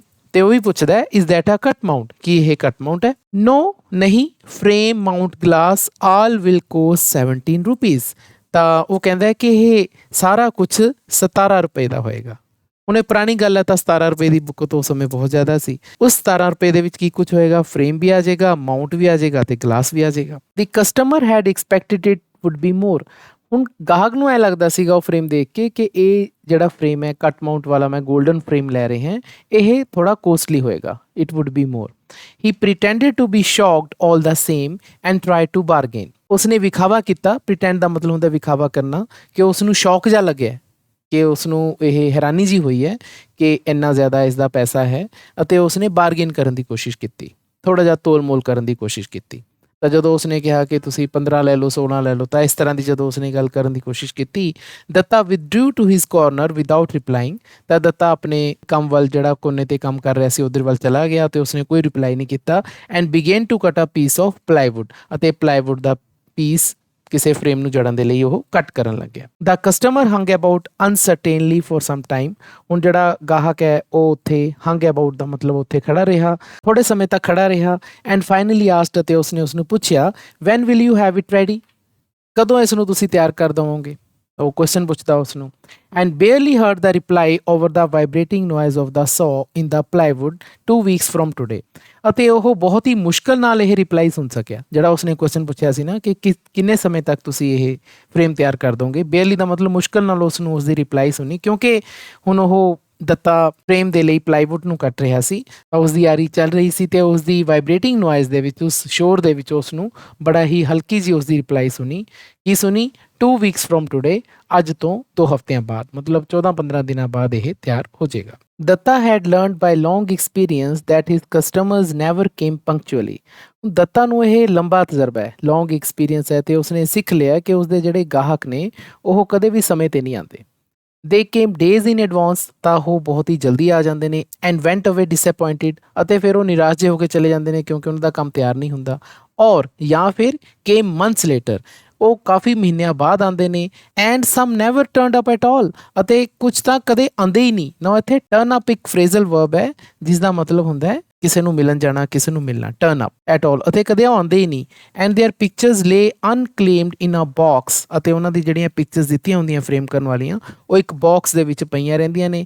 ਗੈਦਰਿੰਗ ਡਸਟ, ਉਹਨਾਂ ਦੇ ਉੱਪਰ ਧੂੜ ਜੰਮਦੀ ਰਹਿੰਦੀ ਹੈ। And feeding cockroaches and silverfish, ਅਤੇ ਉਹਨਾਂ ਦੇ ਉੱਪਰ ਕੀ ਫੀਡ ਕਰਦੇ ਨੇ? ਕਾਕਰੋਚ ਉਹਨਾਂ ਨੂੰ ਖਾਂਦੇ ਨੇ, ਅਤੇ ਸਿਲਵਰ ਫਿਸ਼ ਖਾਂਦੀ ਹੈ। ਤਾਂ ਸਿਲਵਰ ਫਿਸ਼ ਵੀ ਕਾਕਰੋਚ ਵਰਗਾ ਹੀ ਕੀੜਾ ਹੁੰਦਾ ਹੈ, ਜੋ ਕਿ ਇਸ ਤਰ੍ਹਾਂ ਦੀਆਂ ਚੀਜ਼ਾਂ ਨੂੰ ਖਾਂਦਾ ਹੈ। ਦੇਅਰਫੋਰ he made frames for those who came to him and visited him at least twice before he actually executed their orders। ਤਾਂ ਹੁਣ ਇਸ ਲਾਈਨ ਦੇ ਵਿੱਚ ਦੱਤੇ ਦੀ ਇੱਕ ਕਰੈਕਟਰ ਦੀ ਹੋਰ ਖਾਸੀਅਤ ਦਾ ਪਤਾ ਚੱਲਦਾ ਹੈ ਕਿ ਉਹ ਉਹਨਾਂ ਬੰਦਿਆਂ ਦੇ ਹੀ ਫਰੇਮਸ ਤਿਆਰ ਕਰਦਾ ਹੈ ਜੋ ਉਸ ਕੋਲ ਆਉਂਦੇ ਨੇ, ਅਤੇ ਘੱਟੋ ਘੱਟ 2 ਵਾਰੀ ਉਸ ਕੋਲ ਜ਼ਰੂਰ ਆਉਂਦੇ ਨੇ, ਫਿਰ ਉਹ ਉਹਨਾਂ ਦੇ ਆਰਡਰਸ ਨੂੰ ਐਗਜ਼ੀਕਿਊਟ ਕਰਦਾ ਹੈ, ਜਿਹੜੀਆਂ ਪਿਕਚਰਸ ਦੇ ਫਰੇਮਸ ਹੈ ਉਹਨਾਂ ਨੂੰ ਉਹ ਬਣਾਉਂਦਾ ਹੈ। ਤਾਂ ਘੱਟੋ ਘੱਟ ਉਹ 2 ਵਾਰੀ ਗੇੜੇ ਜ਼ਰੂਰ ਲਵਾਉਂਦਾ ਹੈ। 10 days later, 10 ਦਿਨਾਂ ਬਾਅਦ, ਦਾ ਟਾਲ ਰਸਟਿੰਗ ਲੁਕਿੰਗ ਮੈਨ ਅਪੀਅਰਡ। ਤਾਂ ਉਹੀ ਲੰਬਾ ਆਦਮੀ, ਰਸਟਿੰਗ ਲੁਕਿੰਗ ਮੈਨ, ਜੋ ਕਿ ਇੱਕ ਪੇਂਡੂ ਜਿਹਾ ਲੱਗਦਾ ਹੈ, ਉਹ ਆਉਂਦਾ ਹੈ ਅਤੇ ਉਸ ਨੂੰ ਪੁੱਛਦਾ ਹੈ, ਹੈਜ਼ ਦਾ ਪਿਕਚਰ ਬੀਨ ਫਰੇਮਡ, ਕਿ ਕੀ ਮੇਰੀ ਪਿਕਚਰ ਫਰੇਮ ਹੋ ਚੁੱਕੀ ਹੈ। I was passing by and thought I could collect it if it was ready. ਤਾਂ ਮੈਂ ਸੋਚਿਆ ਕਿ ਮੈਂ ਇਸ ਨੂੰ ਕਲੈਕਟ ਕਰ ਲਾਂ, ਮੈਂ ਲੈ ਲਾਂ ਤੇਰੇ ਤੋਂ, ਜੇਕਰ ਇਹ ਰੈਡੀ ਹੋਵੇ। ਤਾਂ ਮੈਂ ਗੁਜ਼ਰ ਰਿਹਾ ਸੀ, I was passing by. Datta cast a sideways look at him. ਤਾਂ ਦੱਤਾ ਉਸ ਵੱਲ ਇੱਕ ਤਿਰਛੀ ਜਿਹੀ ਨਜ਼ਰ ਦੇਖਦਾ ਹੈ, ਤਿਰਛੀ ਨਜ਼ਰ ਨਾਲ ਦੇਖਦਾ ਹੈ। ਕਾਸਟਾ ਸਾਈਡਵੇਜ਼ ਲੁੱਕ, ਕਾਸਟਾ ਸਾਈਡਵੇਜ਼ ਲੁੱਕ ਦਾ ਮਤਲਬ ਹੁੰਦਾ ਹੈ ਜਦੋਂ ਆਪਾਂ ਕਿਸੇ ਨੂੰ ਤਿਰਛੀਆਂ ਨਿਗਾਹ ਨਾਲ ਦੇਖਦੇ ਹਾਂ। And continued with his work, ਅਤੇ ਉਹ ਆਪਣੇ ਕੰਮ 'ਚ ਰੁੱਝਿਆ ਰਹਿੰਦਾ ਹੈ। I know I have come 4 days early. ਮੈਨੂੰ ਪਤਾ ਹੈ ਕਿ ਮੈਂ 4 ਦਿਨ ਪਹਿਲਾਂ ਆ ਗਿਆ। ਦਾ ਕਸਟਮਰ ਗ੍ਰਿੰਡ ਨਰਵਸਲੀ। ਤਾਂ ਉਹ ਜਿਹੜਾ ਗਾਹਕ ਹੈ ਥੋੜ੍ਹਾ ਜਿਹਾ ਨਰਵਸ ਹੁੰਦਾ ਹੋਇਆ ਕਹਿੰਦਾ ਹੈ, will it be ready by Tuesday, ਕੀ ਇਹ ਮੰਗਲਵਾਰ ਤੱਕ ਤਿਆਰ ਹੋ ਜਾਏਗੀ? Datta merely nodded without shifting attention from a tiny nail which he with precise rhythmic strokes was driving into a frame. ਤਾਂ ਦੱਤਾ ਸਿਰਫ ਨੋਟ ਕਰਦਾ ਹੈ, ਮੇਅਰਲੀ ਨੋਟ, ਸਿਰਫ ਉਹ ਸਿਰ ਜਿਹਾ ਹਿਲਾਉਂਦਾ ਹੈ ਕਿ ਹਾਂ ਟਿਊਜ਼ਡੇ ਤੱਕ ਰੈਡੀ ਹੋ ਜਾਏਗੀ। ਉਹ ਆਪਣੀ ਜਿਹੜੀ ਅਟੈਂਸ਼ਨ ਹੈ, ਆਪਣਾ ਧਿਆਨ ਸ਼ਿਫਟ ਨਹੀਂ ਕਰਦਾ, ਕਿਸ ਤੋਂ? ਇੱਕ ਟਾਈਨੀ ਨੇਲ ਤੋਂ, ਛੋਟਾ ਜਿਹਾ ਮੇਖ ਹੁੰਦੀ ਹੈ ਜੋ ਕਿ ਉਹ ਬਹੁਤ ਹੀ ਬਰੀਕੀ ਦੇ ਨਾਲ, ਰਿਦਮ ਸਟ੍ਰੋਕਸ ਦੇ ਨਾਲ, ਬਹੁਤ ਹੀ ਹਲਕੇ ਜਿਹੇ ਸਟ੍ਰੋਕਸ ਦੇ ਨਾਲ ਉਹ ਫਰੇਮ ਦੇ ਵਿੱਚ ਲਗਾ ਰਿਹਾ ਹੁੰਦਾ ਹੈ, ਹਥੌੜੀ ਦੇ ਨਾਲ ਲਗਾ ਰਿਹਾ ਹੋਣਾ। ਬਟ ਸੈਂਸਡ, ਪਰ ਉਸ ਨੂੰ ਲੱਗਦਾ ਹੈ, ਦਾ men's obsessive attachment to the photograph, ਪਰ ਉਸ ਨੂੰ ਇਹ ਪਤਾ ਲੱਗ ਜਾਂਦਾ ਹੈ ਕਿ ਜਿਹੜਾ ਇਹ ਇਨਸਾਨ ਹੈ ਜੋ ਫੋਟੋਗ੍ਰਾਫ ਲੈ ਕੇ ਆਇਆ ਫਰੇਮ ਕਰਾਉਣ ਦੇ ਲਈ, ਉਸ ਦੇ ਨਾਲ ਬਹੁਤ ਹੀ ਜ਼ਿਆਦਾ ਇਹ ਅਟੈਚਡ ਹੈ। ਨਾ ਇੱਥੇ obsessive attachment ਦਾ ਮਤਲਬ ਗ੍ਰੋਸਰੀ 'ਚ ਲਿਖਿਆ ਹੋਇਆ ਹੈ ਐਨ ਅਨਰੀਜ਼ਨੇਬਲ ਕਾਈਂਡ ਆਫ ਲਵ। ਜਦੋਂ ਅਸੀਂ ਬੇਮਤਲਬ ਤੋਂ ਬਹੁਤ ਹੀ ਜ਼ਿਆਦਾ ਕਿਸੇ ਚੀਜ਼ ਨਾਲ ਪਿਆਰ ਕਰੀਏ, ਉਸ ਨੂੰ ਆਪਾਂ ਕਹਿੰਦੇ ਹਾਂ obsessive attachment। He told himself there would be trouble if he did not deliver the order on the promised date, ਤਾਂ ਉਸਨੇ ਆਪਣੇ ਆਪ ਨੂੰ ਕਿਹਾ ਕਿ ਜੇਕਰ ਮੈਂ ਇਹ ਪ੍ਰੋਮਿਸ ਡੇਟ ਮਤਲਬ ਮੰਗਲਵਾਰ ਤੱਕ ਇਹ ਤਸਵੀਰ ਇਸ ਨੂੰ ਜੜ ਕੇ ਨਾ ਦਿੱਤੀ, ਡਿਲੀਵਰ ਨਾ ਕੀਤੀ, ਹੀ ਵੁੱਡ ਬੀ ਇਨ ਟਰਬਲ, ਤਾਂ ਮੈਨੂੰ ਮੁਸੀਬਤ ਵਿੱਚ ਪੈਣਾ ਪੈ ਸਕਦਾ ਹੈ। Next morning he made that his first job, ਅਗਲੀ ਸਵੇਰ ਉਸਨੇ ਇਸੇ ਨੂੰ, ਦੈਟ ਦਾ ਮਤਲਬ ਕਿਹਾ ਗਿਆ ਕਿ ਜਿਹੜਾ ਉਸਨੇ ਆਰਡਰ ਜੋ ਕਸਟਮਰ ਨੇ ਉਸਨੂੰ ਦੇ ਰੱਖਿਆ ਸੀ, ਉਸ ਆਰਡਰ ਨੂੰ ਦੈਟ ਕਿਹਾ ਗਿਆ। ਤਾਂ ਅਗਲੀ ਸਵੇਰ ਉਸਨੇ ਆਪਣੀ ਪਹਿਲੀ ਜੌਬ, ਜੋ ਉਸਨੇ ਪਹਿਲਾ ਕੰਮ ਕਰਨਾ ਸੀ, ਉਸੇ ਆਰਡਰ ਨੂੰ ਪੂਰਾ ਕਰਨਾ, ਕੀਪਿੰਗ ਅਸਾਈਡ ਆਲ ਦਾ ਅਦਰਸ, ਬਾਕੀ ਉਹਨੇ ਸਾਰੇ ਕੰਮ ਇੱਕ ਪਾਸੇ ਰੱਖਤੇ। ਅਸਾਈਡ ਦਾ ਮਤਲਬ ਹੁੰਦਾ ਹੈ ਇੱਕ ਪਾਸੇ। The photograph was lying on a shelf among many others, ਉਹਨੂੰ ਜਿਹੜੀ ਫੋਟੋਗ੍ਰਾਫ ਹੈ ਇਹ ਇੱਕ ਸ਼ੈਲਫ ਤੇ ਰੱਖੀ ਹੋਈ ਸੀ, ਜੋ ਉਸਨੇ ਆਪਣੀ ਸ਼ਾਪਸ ਦੇ ਵਿੱਚ ਕੋਈ ਸ਼ੈਲਫ ਬਣਾਈ ਹੋਈ ਸੀ, ਤਾਂ ਉਹ ਸ਼ੈਲਫ ਦੇ ਉੱਪਰ ਰੱਖੀ ਹੋਈ ਸੀ, ਤੇ ਹੋਰ ਵੀ ਕਾਫੀ ਸਾਰੀਆਂ, ਮੈਨੀ ਅਦਰਸ, ਹੋਰ ਵੀ ਕਾਫੀ ਸਾਰੀਆਂ ਫੋਟੋਆਂ ਉਸ ਦੇ ਨਾਲ ਸੀ। He took it, ਉਸਨੇ ਇਸ ਨੂੰ ਚੱਕਿਆ, and carefully kept it on a wooden plank on the floor, ਅਤੇ ਉਸਨੇ ਫਰਸ਼ ਦੇ ਉੱਪਰ ਇੱਕ ਵੁਡਨ ਪਲੈਂਕ, ਪਲੈਂਕ ਦਾ ਮਤਲਬ ਲੱਕੜੀ ਦਾ ਫੱਟਾ, ਤਾਂ ਉਸ ਫੱਟੇ ਦੇ ਉੱਪਰ ਉਸਨੇ ਇਸ ਨੂੰ ਰੱਖ ਦਿੱਤਾ, ਕੇਅਰਫੁਲੀ, ਬਹੁਤ ਹੀ ਧਿਆਨਪੂਰਵਕ। Then he looked for the pencil stub for marking the measurement, ਹੁਣ ਉਸਦਾ ਅਗਲਾ ਕੰਮ ਸੀਗਾ ਕਿ ਫੋਟੋਗ੍ਰਾਫ ਦੇ ਅਕੋਰਡਿੰਗ ਉਸਨੇ ਆਪਣੀ ਮੈਜ਼ਰਮੈਂਟ ਕਰਨੀ ਸੀ। ਮੈਜ਼ਰਮੈਂਟ ਦਾ ਮਤਲਬ ਹੋ ਗਿਆ ਮਿਣਤੀ, ਤਾਂ ਉਸਨੇ ਮਿਣਤੀ ਦੇ ਲਈ ਪੈਨਸਿਲ ਸਟੱਬ ਉਹੀ ਛੋਟੀ ਜਿਹੀ ਪੈਨਸਿਲ, ਉਸਨੇ ਉਸ ਨੂੰ ਦੇਖਣਾ ਸ਼ੁਰੂ ਕੀਤਾ। ਐਜ਼ ਯੂਜ਼ੂਅਲ, ਜਿਵੇਂ ਕਿ ਅੱਗੇ ਵੀ ਹੁੰਦਾ ਹੈ, ਇਟ ਵਾਜ਼ ਮਿਸਿੰਗ, ਉਹ ਮਿਸ ਸੀ, ਮਤਲਬ ਕਿ ਉਸ ਨੂੰ ਨਹੀਂ ਮਿਲੀ, ਉਸ ਨੂੰ ਨਹੀਂ ਦਿਖੀ ਕਿ ਕਿੱਥੇ ਹੈ ਪੈਨਸਿਲ ਸਟੱਬ। ਹੀ ਸਵੈਪਟ ਹਿਜ਼ ਹੈਂਡ ਆਲ ਅਰਾਊਂਡ ਹਿਮ ਇੰਪੇਸ਼ੈਂਟਲੀ, ਤਾਂ ਉਸਨੇ ਬੇਸਬਰੀ ਦੇ ਨਾਲ, ਇੰਪੇਸ਼ੈਂਟਲੀ ਦਾ ਮਤਲਬ ਹੁੰਦਾ ਹੈ ਬੇਸਬਰੀ, ਤਾਂ ਉਸਨੇ ਬੇਸਬਰੀ ਦੇ ਨਾਲ ਆਪਣੇ ਹੱਥ ਇੱਧਰ ਉੱਧਰ ਮਾਰੇ, ਆਲ ਅਰਾਊਂਡ ਹਿਮ, ਚਾਰੇ ਪਾਸੇ ਉਸਨੇ ਹੱਥ ਇੱਧਰ ਉੱਧਰ ਮਾਰੇ, scattering fragments of glass and wood, ਤੇ ਇਸ ਤਰੀਕੇ ਦੇ ਨਾਲ ਉਸਨੇ ਜਿਹੜੇ ਛੋਟੇ ਛੋਟੇ ਪੀਸਿਸ ਸੀ, ਫਰੈਗਮੈਂਟ ਦਾ ਮਤਲਬ ਹੁੰਦਾ ਹੈ ਪਾਰਟਸ, ਛੋਟੇ ਛੋਟੇ ਪੀਸਿਸ ਹੁੰਦੇ ਆ ਜਿਵੇਂ ਗਲਾਸ ਦੇ ਜਾਂ ਸ਼ੀਸ਼ੇ ਦੇ ਜਾਂ ਫਿਰ ਲੱਕੜ ਦੇ ਹੁੰਦੇ ਆ, ਉਸਨੇ ਸਾਰੇ ਇੱਧਰ ਉੱਧਰ ਵਿਖੇਰ ਦਿੱਤੇ। ਸਕੈਟਰ ਦਾ ਮਤਲਬ ਹੁੰਦਾ ਹੈ ਵਿਖੇਰਨਾ। False shapes that he mistook for the pencil harassed him on and stoked his anger. ਹੁਣ ਕਈ ਵਾਰੀ ਕੀ ਹੁੰਦਾ ਨਾ, ਜਦੋਂ ਆਪਾਂ ਕਿਸੇ ਚੀਜ਼ ਨੂੰ ਲੱਭ ਰਹੇ ਹੁੰਦੇ ਹਾਂ, ਤਾਂ ਕਈ ਵਾਰੀ ਆਪਾਂ ਨੂੰ ਨਾ ਭੁਲੇਖਾ ਜਿਹਾ ਪੈਂਦਾ ਕਿ ਇਹ ਚੀਜ਼ ਉੱਥੇ ਪਈ ਹੈ, ਤਾਂ ਫਾਲਸ ਸ਼ੇਪਸ ਉਹਨਾਂ ਨੂੰ ਕਹਿੰਦੇ ਆ। ਤਾਂ ਇਸ ਤਰ੍ਹਾਂ ਝੂਠੀਆਂ ਜਿਹੀਆਂ ਜਿਹੜੀਆਂ ਆਕ੍ਰਿਤੀਆਂ ਸੀਗੀਆਂ ਪੈਨਸਿਲ ਸਟੱਬ ਦੀਆਂ, ਉਸਨੇ ਦੇਖੀਆਂ ਇੱਧਰ ਉੱਧਰ, ਉਸ ਨੂੰ ਭੁਲੇਖਾ ਪਿਆ ਉਸ ਚੀਜ਼ ਦਾ, ਤੇ ਉਸ ਨਾਲ ਉਹ ਹੈਰਾਸਡ ਹੋ ਗਿਆ, ਮਤਲਬ ਹੋਰ ਉਲਝ ਜੇ ਗਿਆ, ਤੰਗ ਹੋ ਗਿਆ। ਐਂਡ ਸਟੋਕਡ ਹਿਜ਼ ਐਂਗਰ, ਅਤੇ ਇਸ ਤਰੀਕੇ ਦੇ ਨਾਲ ਜਦੋਂ ਉਸ ਨੂੰ ਆਪਣੀ ਪੈਨਸਿਲ ਸਟੈਪ ਨਹੀਂ ਮਿਲੀ, ਤਾਂ ਫਿਰ ਉਸ ਦਾ ਜਿਹੜਾ ਐਂਗਰ ਸੀਗਾ, ਗੁੱਸਾ ਸੀ, ਉਹ ਹੋਰ ਵੱਧ ਗਿਆ। ਤਾਂ ਸਟੋਕ ਦਾ ਮਤਲਬ ਹੁੰਦਾ ਹੈ ਇਨਕਰੀਜ਼ਡ, ਕਿ ਗੁੱਸਾ ਵੱਧ ਜਾਣਾ, ਉਸ ਦਾ ਗੁੱਸਾ ਵੱਧ ਗਿਆ ਕਿਉਂਕਿ ਉਸ ਨੂੰ ਚੀਜ਼ ਨਹੀਂ ਮਿਲ ਰਹੀ। ਫਰਸਟ੍ਰੇਟਿਡ ਇਨ ਆਲ his attempts to find it, ਤਾਂ ਫਰਸਟ੍ਰੇਟ ਹੋ ਗਿਆ ਜੀ, ਉਹ ਬੌਂਦਲ ਜੇ ਗਿਆ, ਉਲਝ ਜੇ ਗਿਆ ਆਪਣੀਆਂ ਸਾਰੀ ਕੋਸ਼ਿਸ਼ਾਂ ਦੇ ਬਾਵਜੂਦ, ਕਿਉਂਕਿ ਉਸ ਨੂੰ ਇਹ ਚੀਜ਼ ਮਿਲੀ ਓ ਨਹੀਂ। ਹੀ ਫਾਈਨਲੀ ਸਟੂਡ ਅਪ, ਤਾਂ ਉਹ ਖੜਾ ਹੋ ਗਿਆ। To shake the folds of his dhoti, ਤਾਂ ਐਜ਼ ਯੂਜ਼ੂਅਲ ਜਿਵੇਂ ਖੜਾ ਕੀ ਕਰਦਾ ਸੀ, ਤਾਂ ਆਪਣੀ ਧੋਤੀ ਦੇ ਜਿਹੜੇ ਫੋਲਡ ਸੀਗੇ ਉਸ ਨੂੰ ਹਿਲਾਉਂਦਾ ਸੀਗਾ, ਸ਼ੇਕ, ਧੋਤੀ ਨੂੰ ਜ਼ੋਰ ਨਾਲ ਹਿਲਾਉਂਦਾ ਸੀ, ਕਿਤੇ ਉਹ ਪੈਨਸਿਲ ਸਟੱਬ ਛੋਟੀ ਜਿਹੀ ਹੈ, ਕਿਤੇ ਧੋਤੀ 'ਚ ਤਾਂ ਨਹੀਂ ਫਸੀ ਹੋਈ। And ultimate move which generally yielded results, ਤਾਂ ਇਹ ਇੱਕ ਉਸਦੀ ਅਲਟੀਮੇਟ ਮੂਵ ਹੁੰਦੀ ਸੀ, ਫਾਈਨਲ ਮੂਵ ਹੁੰਦੀ ਸੀ, ਅੰਤਿਮ ਉਸ ਦੀ ਇਹ ਕੋਸ਼ਿਸ਼ ਹੁੰਦੀ ਸੀ, ਜੋ ਕਿ ਆਮ ਤੌਰ 'ਤੇ, ਜਨਰਲੀ ਦਾ ਮਤਲਬ ਆਮ ਤੌਰ 'ਤੇ ਰਿਜ਼ਲਟਸ ਦੇ ਦਿੰਦੀ ਸੀ, ਉਸ ਨੂੰ ਨਤੀਜੇ ਪ੍ਰਦਾਨ ਕਰ ਦਿੰਦੀ ਸੀ। ਯੀਲਡ ਦਾ ਮਤਲਬ ਹੁੰਦਾ ਹੈ ਪ੍ਰਦਾਨ ਕਰਨਾ, ਵੀ ਆਮ ਤੌਰ 'ਤੇ ਜਦੋਂ ਇਹੋ ਜਿਹਾ ਕਰਦਾ ਸੀਗਾ ਤਾਂ ਉਸ ਨਾਲ ਉਸ ਨੂੰ ਇਹ ਨਤੀਜਾ ਮਿਲ ਜਾਂਦਾ ਸੀ, ਪੈਨਸਿਲ ਸਟੱਬ ਮਿਲ ਜਾਂਦੀ ਸੀ। But he shook the fold so violently that he upset a tin containing white enamel paint, ਪਰ ਕਿਉਂਕਿ ਉਸ ਦਿਨ ਉਹ ਬਹੁਤ ਜ਼ਿਆਦਾ ਫਰਸਟ੍ਰੇਟ ਹੋ ਗਿਆ ਸੀਗਾ, ਕੁਛ ਉਸ ਨੂੰ ਟੈਨਸ਼ਨ ਵੀ ਸੀਗੀ ਕਿ ਕੱਲ੍ਹ ਮੈਂ ਤਸਵੀਰ ਬਣਾ ਕੇ ਦੇਣੀ ਹੈ, ਤਾਂ ਉਸਨੇ ਬਹੁਤ ਹੀ ਜ਼ੋਰ ਦੇ ਨਾਲ, ਵਾਇਲੈਂਟਲੀ ਦਾ ਮਤਲਬ ਫੋਰਸਫੁਲੀ, ਕਿ ਉਸਨੇ ਬਹੁਤ ਹੀ ਜ਼ੋਰ ਦੇ ਨਾਲ ਆਪਣੀ ਧੋਤੀ ਹਿਲਾਈ, ਤਾਂ ਜਿਸ ਨਾਲ ਕੀ ਹੋਇਆ ਕਿ ਤੁਹਾਨੂੰ ਪਤਾ ਨਾ ਕਿ ਆਮ ਜਦੋਂ ਉਹ ਧੋਤੀ ਹਿਲਾਉਂਦਾ ਸੀ ਤਾਂ ਜਿਹੜੀਆਂ ਉਸਦੀਆਂ ਦੀਵਾਰ 'ਤੇ ਉਸਦੀ ਸ਼ੋਪ ਦੀ ਦੀਵਾਰ 'ਤੇ ਟੰਗੀਆਂ ਹੋਈਆਂ ਜਿਹੜੀਆਂ ਤਸਵੀਰਾਂ ਸੀ ਉਹ ਜੈਂਟਲੀ ਮੂਵ ਕਰਦੀਆਂ ਸੀ, ਆਪਾਂ ਸ਼ੁਰੂਆਤ ਦੇ ਵਿੱਚ ਦੇਖਿਆ। ਲੇਕਿਨ ਉਸ ਦਿਨ ਉਸਨੇ ਧੋਤੀ ਬਹੁਤ ਜ਼ਿਆਦਾ ਜ਼ੋਰ ਨਾਲ ਹਿਲਾਈ ਤਾਂ ਫਿਰ ਹੋਇਆ ਕਿ ਇੱਕ ਟਿਨ ਪਿਆ ਸੀਗਾ ਸ਼ੈਲਫ 'ਤੇ ਉਸਦੀ ਸ਼ੌਪ 'ਤੇ। ਨਾਓ ਟਿਨ ਜਿਸ ਦੇ ਵਿੱਚ ਵਾਈਟ ਇਨੇਬਲ ਪੇਂਟ ਹੈ, ਵਾਈਟ ਪੇਂਟ ਸੀਗਾ, ਉਹ ਪਿਆ ਸੀ। And it landed right on the sacred photograph of the old man. ਅਤੇ ਇਹ ਉਹ ਟਿਨ ਜਿਹੜਾ ਸੀਗਾ ਜੋ ਪੇਂਟ ਦਾ ਭਰਿਆ ਹੋਇਆ ਸੀ, ਵਾਈਟ ਪੇਂਟ ਦਾ, ਉਹ ਉਸੇ ਬੁੱਢੇ ਆਦਮੀ ਦੀ ਫੋਟੋਗ੍ਰਾਫ ਦੇ ਉੱਪਰ ਪੈ ਗਿਆ। ਲੈਂਡਡ ਰਾਈਟ ਔਨ, ਬਿਲਕੁਲ ਉਸੇ 'ਤੇ ਹੀ ਗਿਰ ਗਿਆ। ਉਹ ਫੋਟੋਗ੍ਰਾਫ ਜਿਹੜੀ ਉਸਨੇ ਇੱਕ ਲੱਕੜ ਦੇ ਫੱਟੇ 'ਤੇ ਫਲੋਰ 'ਤੇ ਰੱਖੀ ਸੀ ਉਸ ਦੇ ਉੱਪਰ ਆ ਕੇ ਗਿਰ ਗਿਆ। ਤਾਂ ਇੱਥੇ ਦੇਖੋ ਸੈਕਰੇਡ ਫੋਟੋਗ੍ਰਾਫ ਕਿਹਾ ਹੋਇਆ। ਸੈਕਰੇਡ ਫੋਟੋਗ੍ਰਾਫ ਦਾ ਮਤਲਬ ਇੱਥੇ ਸੈਕਰੇਡ ਦਾ ਮਤਲਬ ਹੋ ਗਿਆ ਹੋਲੀ, ਪਵਿੱਤਰ। ਪਵਿੱਤਰ ਕਿਉਂ? ਕਿਉਂਕਿ ਉਹ ਜਿਹੜਾ ਕਸਟਮਰ ਸੀ ਉਹ ਇਸ ਫੋਟੋ ਵਾਲੇ ਇਨਸਾਨ ਨੂੰ ਆਪਣਾ ਗੋਡ ਮੰਨਦਾ ਸੀ, ਇਸੇ ਕਰਕੇ ਇੱਥੇ ਸੈਕਰੇਡ ਫੋਟੋਗ੍ਰਾਫ ਕਿਹਾ ਹੋਇਆ ਵੀ ਉਹ ਫੋਟੋਗ੍ਰਾਫ ਦੇ ਉੱਪਰ ਉਹ ਪੇਂਟ ਪੈ ਗਿਆ। ਹੋਇਆ ਕਿ emptying its thick slimy contents on it, ਤੇ ਸਾਰੇ ਦਾ ਸਾਰਾ ਜਿਹੜਾ ਵਾਈਟ ਪੇਂਟ ਸੀਗਾ, ਇਨੇਬਲ ਪੇਂਟ ਸੀ, ਉਹ ਖਾਲੀ ਹੋ ਗਿਆ। ਕਿਵੇਂ ਖਾਲੀ ਹੋਇਆ ਕਿ ਸਾਰਾ ਪੇਂਟ ਜਿਹੜਾ ਕਿ ਥਿਕ ਸੀ, ਕਾਫੀ ਜ਼ਿਆਦਾ ਗਾੜਾ ਸੀ, ਅਤੇ ਸਲੀਮੀ ਸਮੂਥ ਸੀ ਕਾਫੀ ਜ਼ਿਆਦਾ, ਉਸ ਦੇ ਵਿੱਚ ਜਿੰਨਾ ਵੀ ਪੇਂਟ ਸੀ ਉਸ 'ਤੇ ਗਿਰ ਗਿਆ। Datta stood transfixed and stared at the disaster at his feet as if he had suddenly lost all faculty of movement. ਹੁਣ ਇਹ ਜਿਹੜਾ ਕਾਰਾ ਹੋਇਆ ਉਸ ਨਾਲ ਦੱਤਾ ਬਹੁਤ ਹੀ ਜ਼ਿਆਦਾ ਟ੍ਰਾਂਸਫਿਕਸਡ। ਨਾਓ ਟ੍ਰਾਂਸਫਿਕਸ ਦਾ ਮਤਲਬ ਸਾਡੀ ਗਲੋਸਰੀ ਦੇ ਵਿੱਚ ਲਿਖਿਆ ਅਨਏਬਲ ਟੂ ਮੂਵ, ਜਦੋਂ ਬੰਦਾ ਜੜ ਹੋ ਜਾਂਦਾ ਹੈ, ਮੂਵ ਹੀ ਨਹੀਂ ਕਰ ਸਕਦਾ। ਅਤੇ ਉਹ ਕੀ ਦੇਖੀ ਗਿਆ? ਘੂਰ ਕੇ। ਸਟੇਟ ਦਾ ਮਤਲਬ ਘੂਰ ਕੇ ਦੇਖਣਾ। ਜਿਹੜਾ ਡਿਜ਼ਾਸਟਰ ਵਾਪਰਿਆ, ਭਾਣਾ ਵਰਤਿਆ। ਕੀ ਭਾਣਾ ਵਰਤਿਆ? ਕਿ ਸਾਰੀ ਫੋਟੋਗ੍ਰਾਫ ਦੇ ਉੱਪਰ ਜਿਹੜੀ ਸੈਕਰੇਡ ਫੋਟੋਗ੍ਰਾਫ ਸੀ ਉਹਦੇ ਉੱਪਰ ਇਨੈਮਲ ਪੇਂਟ ਗਿਰ ਗਿਆ ਅਤੇ ਉਹ ਉਹਦੇ ਪੈਰਾਂ 'ਤੇ ਪਈ ਸੀ। ਅਤੇ ਇਸ ਤਰ੍ਹਾਂ ਲੱਗ ਰਿਹਾ ਸੀ ਐਜ਼ ਇਫ ਜਿਵੇਂ ਕਿ ਉਸਨੇ ਆਪਣੀ ਫੈਕਲਟੀ ਆਫ ਮੂਵਮੈਂਟ, ਜੋ ਮੂਵਮੈਂਟ ਦਾ ਮਤਲਬ ਜੋ ਹਿੱਲਣ ਜੁਲਣ ਦੀ ਜੋ ਉਹਦੀ ਸਮਰੱਥਾ ਸੀ, ਫੈਕਲਟੀ, ਉਹ ਸਾਰੀ ਲੋਸਟ ਹੋ ਗਈ, ਚਲੀ ਗਈ, ਇੱਕਦਮ ਚਲੀ ਗਈ। ਤਾਂ ਇੱਕ ਅਚੰਭੇ ਜਿਹੇ ਵਾਲੀ ਗੱਲ ਹੋ ਗਈ। ਤਾਂ ਬਿਲਕੁਲ ਉਸ ਤੋਂ ਮੂਵਮੈਂਟ ਨਹੀਂ ਸੀ ਹੋ ਰਹੀ। He could not bring himself even to the avert his eyes from the horror which he seem to be cruelly force to view. Avert ਦਾ ਮਤਲਬ ਇੱਥੇ ਦੱਸਿਆ ਹੋਇਆ ਗਲੋਸਰੀ ਦੇ ਵਿੱਚ ਪ੍ਰੀਵੈਂਟ, ਕਿ ਉਹ ਆਪਣੇ ਆਪ ਨੂੰ ਰੋਕ ਨਹੀਂ ਸਕਿਆ ਉਹ ਚੀਜ਼ ਦੇਖਣ ਤੋਂ। ਉਸਦੀਆਂ ਆਈਜ਼, ਅਵਰਟ ਦਾ ਮਤਲਬ ਪ੍ਰੀਵੈਂਟ ਦਾ ਮਤਲਬ ਰੋਕ ਨਹੀਂ ਸਕੀਆਂ ਜਿਹੜਾ ਉਹ ਹੌਰਰ ਦੇਖ ਰਿਹਾ ਸੀ। ਜੋ ਉਹ ਵਰਤਾਰਾ ਦੇਖ ਰਿਹਾ ਸੀ ਤਾਂ ਉਸ ਨੂੰ ਲਗਾਤਾਰ ਟਿਕਟਿਕੀ ਬੰਦੀ ਦੇਖੀ ਜਾ ਰਿਹਾ ਸੀ। ਉਸ ਨੇ ਆਪਣੀਆਂ ਅੱਖਾਂ ਇੱਧਰ ਉੱਧਰ ਵੀ ਨਹੀਂ ਕੀਤੀਆਂ। ਇਸ ਲਾਈਨ ਦਾ ਮਤਲਬ ਇਹ ਹੈ। Then his spectacles clouded with perspiration and helpfully screened his vision. ਤਾਂ ਉਹਦੀ ਸਪੈਕਸ ਜਿਹੜੀਆਂ ਸੀਗੀਆਂ, ਐਨਕਾਂ, ਸਪੈਕਸ ਦਾ ਮਤਲਬ ਇੱਥੇ ਐਨਕਾਂ ਤੋਂ ਹੈ। ਤਾਂ ਜਿਹੜੀਆਂ ਉਹਦੀਆਂ ਐਨਕਾਂ ਸੀਗੀਆਂ ਉਹ ਉਸ ਦੇ ਉੱਪਰ ਪਸੀਨਾ ਆ ਗਿਆ। ਪਰਸਪੀਰੇਸ਼ਨ ਦਾ ਮਤਲਬ ਪਸੀਨਾ, ਤਾਂ ਪਸੀਨਾ ਆ ਗਿਆ ਅਤੇ ਉਹਦੇ ਨਾਲ ਉਹ ਕਲਾਊਡਡ ਹੋ ਗਈਆਂ, ਧੁੰਦਲਾ ਜੇ ਗਈਆਂ। ਅਤੇ ਉਸ ਦੇ ਨਾਲ ਉਸਦੀ ਜਿਹੜਾ ਵਿਜ਼ਨ ਸੀ, ਜੋ ਉਸਦੀ ਨਜ਼ਰ ਸੀਗੀ, ਐਨਕਾਂ ਦੇ ਥਰੂ ਨਜ਼ਰ, ਉਹ ਸਕਰੀਨਡ ਹੋ ਗਈ, ਮਤਲਬ ਧੁੰਦਲਾ ਜੇ ਗਈ।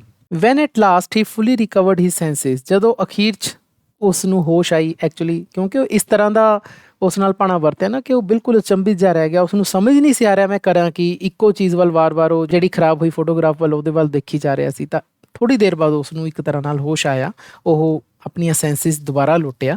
ਤਾਂ ਫਿਰ he set about rescuing the picture in such a desperate hurry that he made a worse mess of it, ਕਿ ਉਸਨੇ ਉਸ ਪਿਕਚਰ ਨੂੰ ਰੈਸਕਿਊ ਕਰਨ ਦੀ ਕੋਸ਼ਿਸ਼ ਕੀਤੀ। ਰੈਸਕਿਊ ਦਾ ਮਤਲਬ ਬਚਾਉਣ ਦੀ ਕੋਸ਼ਿਸ਼ ਕੀਤੀ। ਹੁਣ ਉਸ 'ਤੇ ਪੇਂਟ ਡੁੱਲ ਗਿਆ, ਚਲੋ ਉਸ ਨੂੰ ਠੀਕ ਕਰਨ ਦੀ ਕੋਸ਼ਿਸ਼ ਕੀਤੀ ਇੱਕ ਡੈਸਪਰੇਟ ਹਰੀ ਦੇ ਨਾਲ।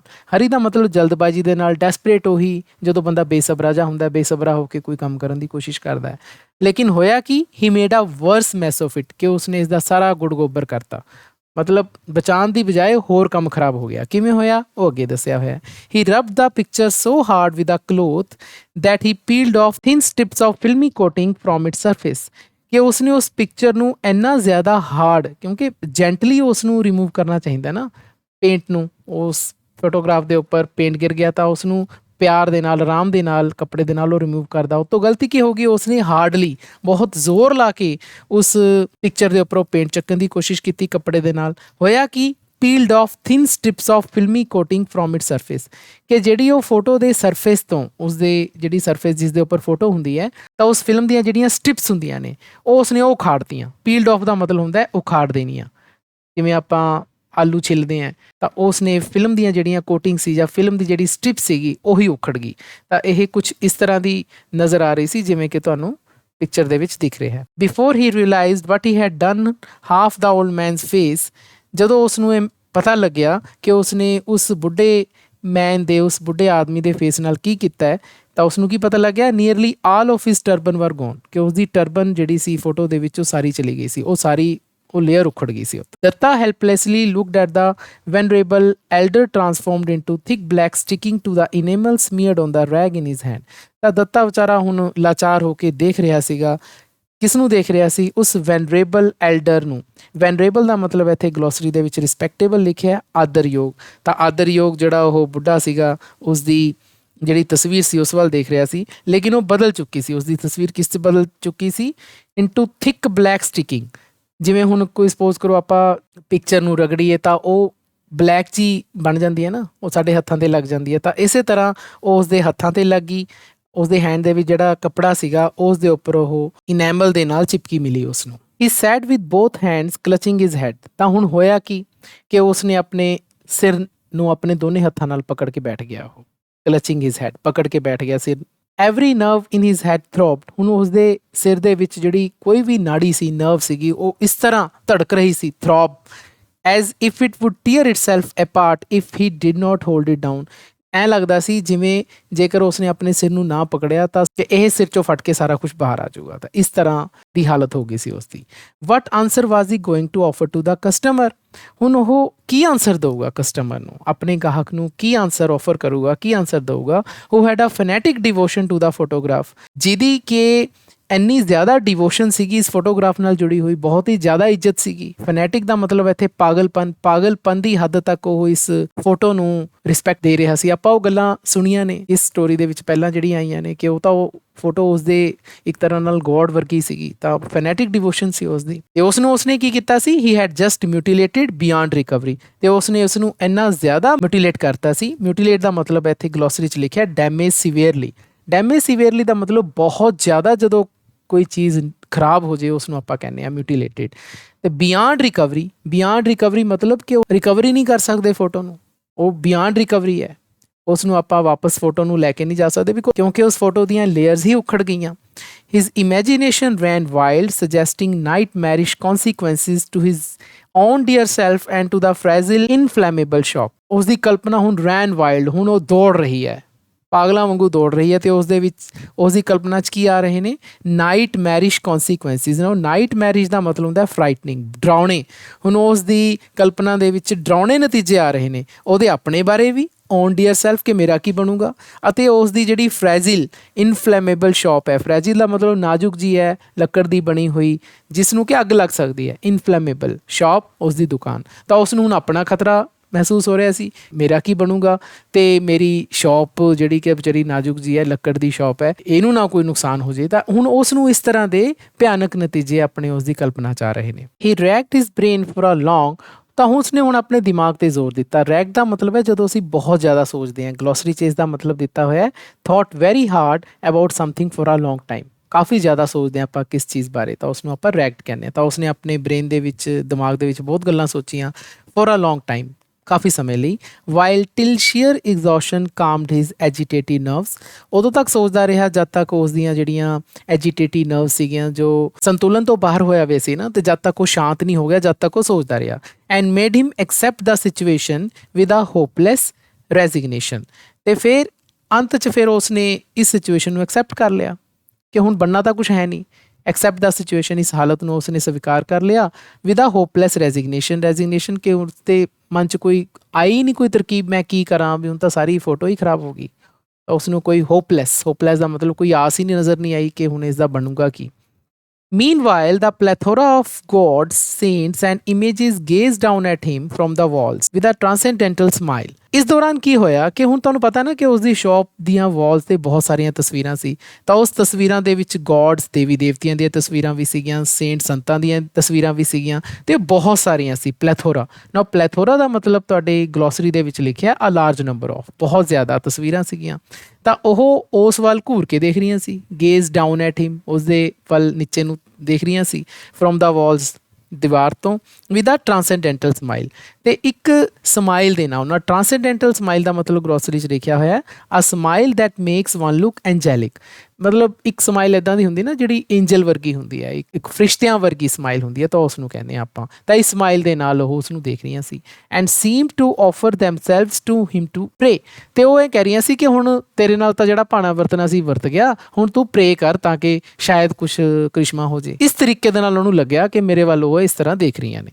With a fervent appeal in his heart he stared at them. ਤਾਂ ਹੁਣ ਉਸਦੇ ਹਾਰਟ ਦੇ ਵਿੱਚ, ਦਿਲ ਦੇ ਵਿੱਚ ਇੱਕ ਐਨਰਜੀ ਵਾਲੀ, ਫਰਵੈਂਟ ਦਾ ਮਤਲਬ ਇੱਕ ਜੋਸ਼ ਵਾਲੀ ਅਪੀਲ ਦੇ ਨਾਲ ਉਹ ਉਹਨਾਂ ਵੱਲ ਦੇਖਣ ਲੱਗਿਆ, ਉਹਨਾਂ ਤਸਵੀਰਾਂ ਵੱਲ ਦੇਖਣ ਲੱਗਿਆ। In his state of mind, it did not register for quite a while that a particular photograph of a person on the wall had held his attention rather more than it was qualified to do.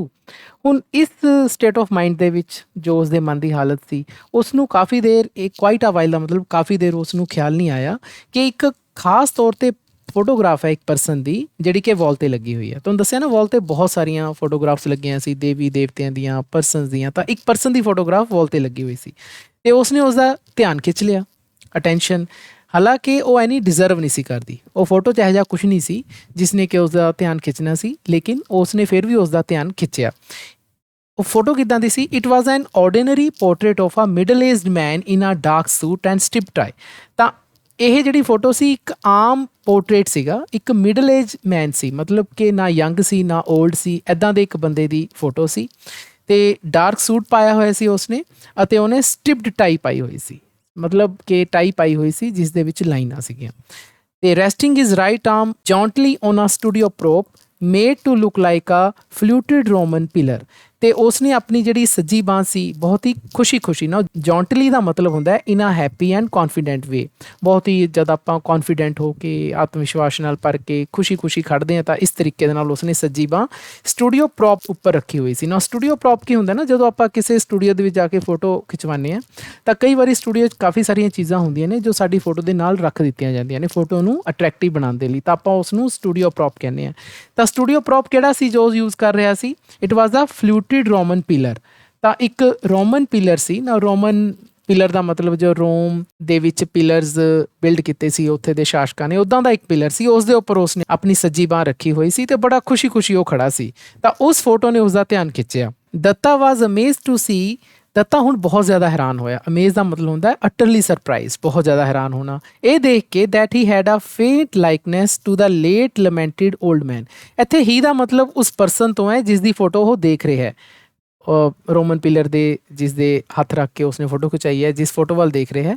ਤਾਂ ਉਸ person ਦੀ ਜਿਹੜੀ ਇੱਕ ਤਰ੍ਹਾਂ ਨਾਲ ਰਿਜ਼ੈਂਬਲੈਂਸ ਸੀਗੀ, ਜੋ ਉਸਦੀ ਥੋੜ੍ਹਾ ਜਿਹਾ ਮਿਲਦਾ ਜੁਲਦਾ ਸੀ, ਉਹ ਕਿਸ ਦੇ ਨਾਲ ਮਿਲਦਾ ਜੁਲਦਾ ਸੀ? ਲੇਟ ਲਮੈਂਟਿਡ ਓਲਡ ਮੈਨ। ਉਹੀ ਓਲਡ ਮੈਨ ਜਿਸ ਦੀ ਫੋਟੋ ਖਰਾਬ ਹੋ ਗਈ ਸੀ, ਲੇਟ ਲਮੈਂਟਿਡ ਓਲਡ ਮੈਨ, ਤਾਂ ਜਿਸ ਦਾ ਉਸਨੂੰ ਪਛਤਾਵਾ ਹੋ ਰਿਹਾ ਸੀ। ਲਮੈਂਟ ਦਾ ਮਤਲਬ ਹੁੰਦਾ ਹੈ ਪਛਤਾਵਾ ਹੋਣਾ, ਕਿਉਂਕਿ ਫੋਟੋ ਖਰਾਬ ਹੋ ਗਈ ਸੀ। ਤਾਂ ਉਸ ਦੇ ਨਾਲ ਉਸ ਦੀ ਫੋਟੋ ਮਿਲਦੀ ਜੁਲਦੀ ਸੀ। ਦਾ ਮੋਰ ਹੀ ਗੇਜ਼ਡ ਐਟ ਦਾ ਫੇਸ, ਜਿੰਨਾ ਜ਼ਿਆਦਾ ਉਹ ਉਸ ਫੇਸ ਵੱਲ ਦੇਖ ਰਿਹਾ ਸੀ, ਗੇਜ਼ ਦਾ ਮਤਲਬ ਦੇਖਣਾ, ਦਾ ਮੋਰ convincing it appear to him, ਉਹਨਾਂ ਜ਼ਿਆਦਾ ਉਹ ਕਨਵਿੰਸਡ ਹੋ ਜਾਂਦਾ ਸੀ ਕਿ ਫੋਟੋ ਉਹੋ ਜਿਹੀ ਹੋਈ ਹੈ। ਕਨਵਿੰਸ ਦਾ ਮਤਲਬ ਜਦੋਂ ਆਪਾਂ ਮਨ ਦੇ ਵਿੱਚ ਪੂਰੀ ਤਰ੍ਹਾਂ ਸੰਤੁਸ਼ਟ ਹੋ ਜਾਈਏ ਤਾਂ ਉਸਨੂੰ ਉਨੀ ਜ਼ਿਆਦਾ ਉਹ ਲੱਗ ਰਹੀ ਸੀ ਕਿ ਫੋਟੋ ਉੱਦਾਂ ਦੀ ਹੈ। But he dismiss the old resemblance he saw as one of those tricks of a thoroughly fagged out mind.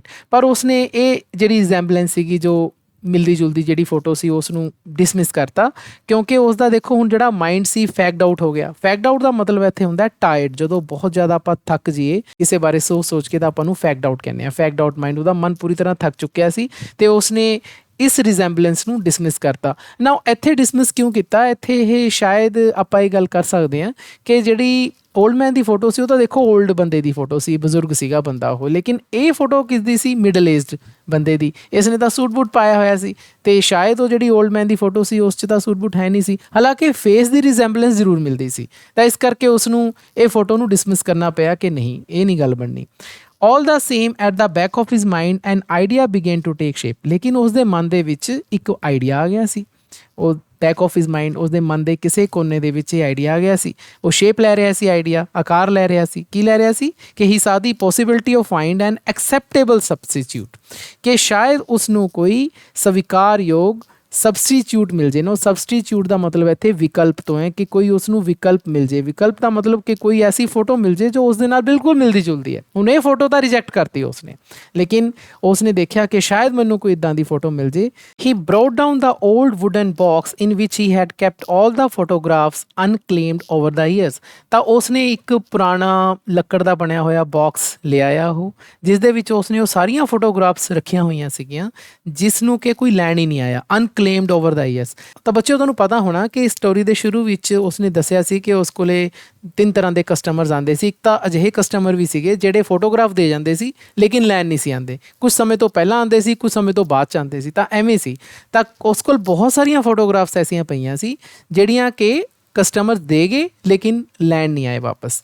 As he ਰੋਮੇਜ਼ਡ in it, ਨਾਓ ਰੋਮੇਜ਼ ਦਾ ਮਤਲਬ ਹੁੰਦਾ ਹੈ ਜੀ ਸਰਚ ਫॉर ਸਮਥਿੰਗ। ਜਦੋਂ ਉਸ ਬਾਕਸ ਦੇ ਵਿੱਚੋਂ ਉਹ ਭਾਲ ਕਰ ਰਿਹਾ ਸੀ, panicky cockroaches and spiders careered helter skelter all over the floor. ਹੁਣ ਉਸ ਬਾਕਸ ਦੇ ਵਿੱਚ ਕਾਕਰੋਚਿਸ ਵੀ ਸੀਗੇ, ਤਾਂ ਉਹ ਕਾਕਰੋਚਿਸ ਸੀਗੇ ਅਤੇ ਸਪਾਈਡਰਸ ਵੀ ਸੀਗੇ, ਮੱਕੜੀਆਂ ਵੀ ਸੀਗੀਆਂ। ਤਾਂ ਉਹ ਹੁਣ ਪੈਨਿਕਲੀ ਮਤਲਬ ਉਹ ਹੁਣ ਡਰ ਦੇ ਮਾਰੇ ਇੱਧਰ ਉੱਧਰ ਫਿਰਨ ਲੱਗੀਆਂ, ਆਲ ਓਵਰ ਦਾ ਫਲੋਰ, ਪੂਰੇ ਫਰਸ਼ ਦੇ ਉੱਪਰ ਸਕੈਟਰਡ ਹੋ ਗਈਆਂ ਨਾ। ਹੈਲਟਰ ਸਕੈਲਟਰ ਦਾ ਮਤਲਬ ਹੁੰਦਾ ਹੈ ਕਨਫਿਊਜ਼ਡ, ਕਿ ਉਹ ਕਨਫਿਊਜ਼ ਹੋ ਕੇ ਕਿ ਸਾਨੂੰ ਅੱਜ ਕਿਹਨੇ ਛੇੜ ਲਿਆ, ਤਾਂ ਇਸ ਤਰੀਕੇ ਦੇ ਨਾਲ ਉਹ ਇੱਧਰ ਉੱਧਰ ਫਿਰਨ ਲੱਗੀਆਂ। Unmindful of them Datta anxiously search for the brownish photographs of the old man's vintage. ਤਾਂ ਉਹਨਾਂ ਦੀ ਪਰਵਾਹ ਨਾ ਕਰਦੇ ਹੋਏ, ਅਨਮਾਈਂਡਫੁਲ ਆਫ ਦੈਮ, ਉਹਨਾਂ ਦੀ ਪਰਵਾਹ ਨਾ ਕਰਦੇ ਹੋਏ ਦੱਤਾ ਨੇ ਬੜੀ ਚਿੰਤਾ ਦੇ ਨਾਲ ਸਰਚ ਕੀਤਾ, ਭਾਲਿਆ ਕਿ ਇੱਕ ਅਜਿਹੀ ਫੋਟੋ ਜੋ ਬਰਾਊਨਿਸ਼ ਫੋਟੋਗ੍ਰਾਫ ਹੋਵੇ। ਤੁਹਾਨੂੰ ਪਤਾ ਨਾ ਕਿ ਉਹ ਸੀਪੀਆ ਬਰਾਊਨ ਫੋਟੋਗ੍ਰਾਫ ਸੀਗੀ ਉਸ ਬੰਦੇ ਦੀ, ਤਾਂ ਉੱਦਾਂ ਦੀ ਫੋਟੋਗ੍ਰਾਫ, ਪੁਰਾਣੀ black and white type photograph ਉਸ ਨੂੰ ਮਿਲ ਜੇ, ਕਿ ਇੱਕ ਬਜ਼ੁਰਗ ਬੰਦੇ ਦੀ ਮਿਲ ਜੇ, ਉਸ ਸਮੇਂ ਦੀ ਮਿਲ ਜੇ। ਵਿੰਟੇਜ ਦਾ ਮਤਲਬ ਉਸ ਸਮੇਂ ਦੀ। Soon there was a pile before him, ਜਲਦੀ ਉਸ ਕੋਲ ਇੱਕ ਢੇਰ ਲੱਗ ਗਿਆ ਜੀਆਂ ਫੋਟੋਆਂ ਦਾ, ਬਲੈਕ ਐਂਡ ਵਾਈਟ ਫੋਟੋਆਂ ਦਾ, ਜਿੱਦਾਂ ਦੀ ਉਹ ਚਾਹੁੰਦਾ ਸੀ। He was surprised he could pick up so many which qualified to take the old man's place.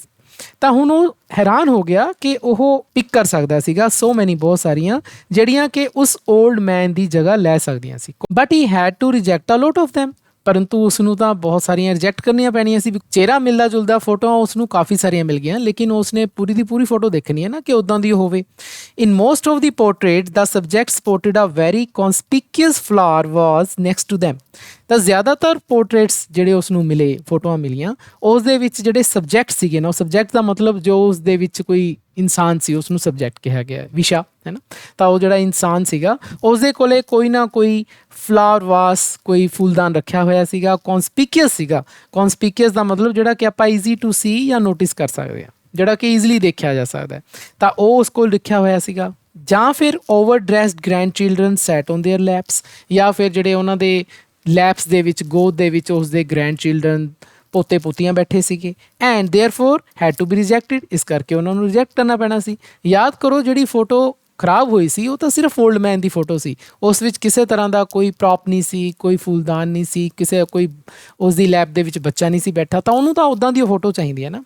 ਲਕੀਲੀ, ਖੁਸ਼ਕਿਸਮਤੀ ਨਾਲ, there was one with which Datta felt he could take a fair risk. ਤਾਂ ਉਸ ਨੂੰ ਖੁਸ਼ਕਿਸਮਤੀ ਦੇ ਨਾਲ ਇੱਕ ਅਜਿਹੀ ਫੋਟੋ ਮਿਲ ਗਈ ਜਿਸ ਨਾਲ ਦੱਤਾ ਉਹ ਰਿਸਕ ਲੈ ਸਕਦਾ ਸੀ, ਮਤਲਬ ਇੱਕ ਕੈਲਕੂਲੇਟਿਡ ਰਿਸਕ ਲੈ ਸਕਦਾ ਸੀ ਵੀ ਉੱਦਾਂ ਦੀ ਫੋਟੋ ਲੱਗਦੀ ਸੀ। ਦਾ print head ਯੈਲੋਡ a bit ਨੋਟਿਸੇਬਲੀ।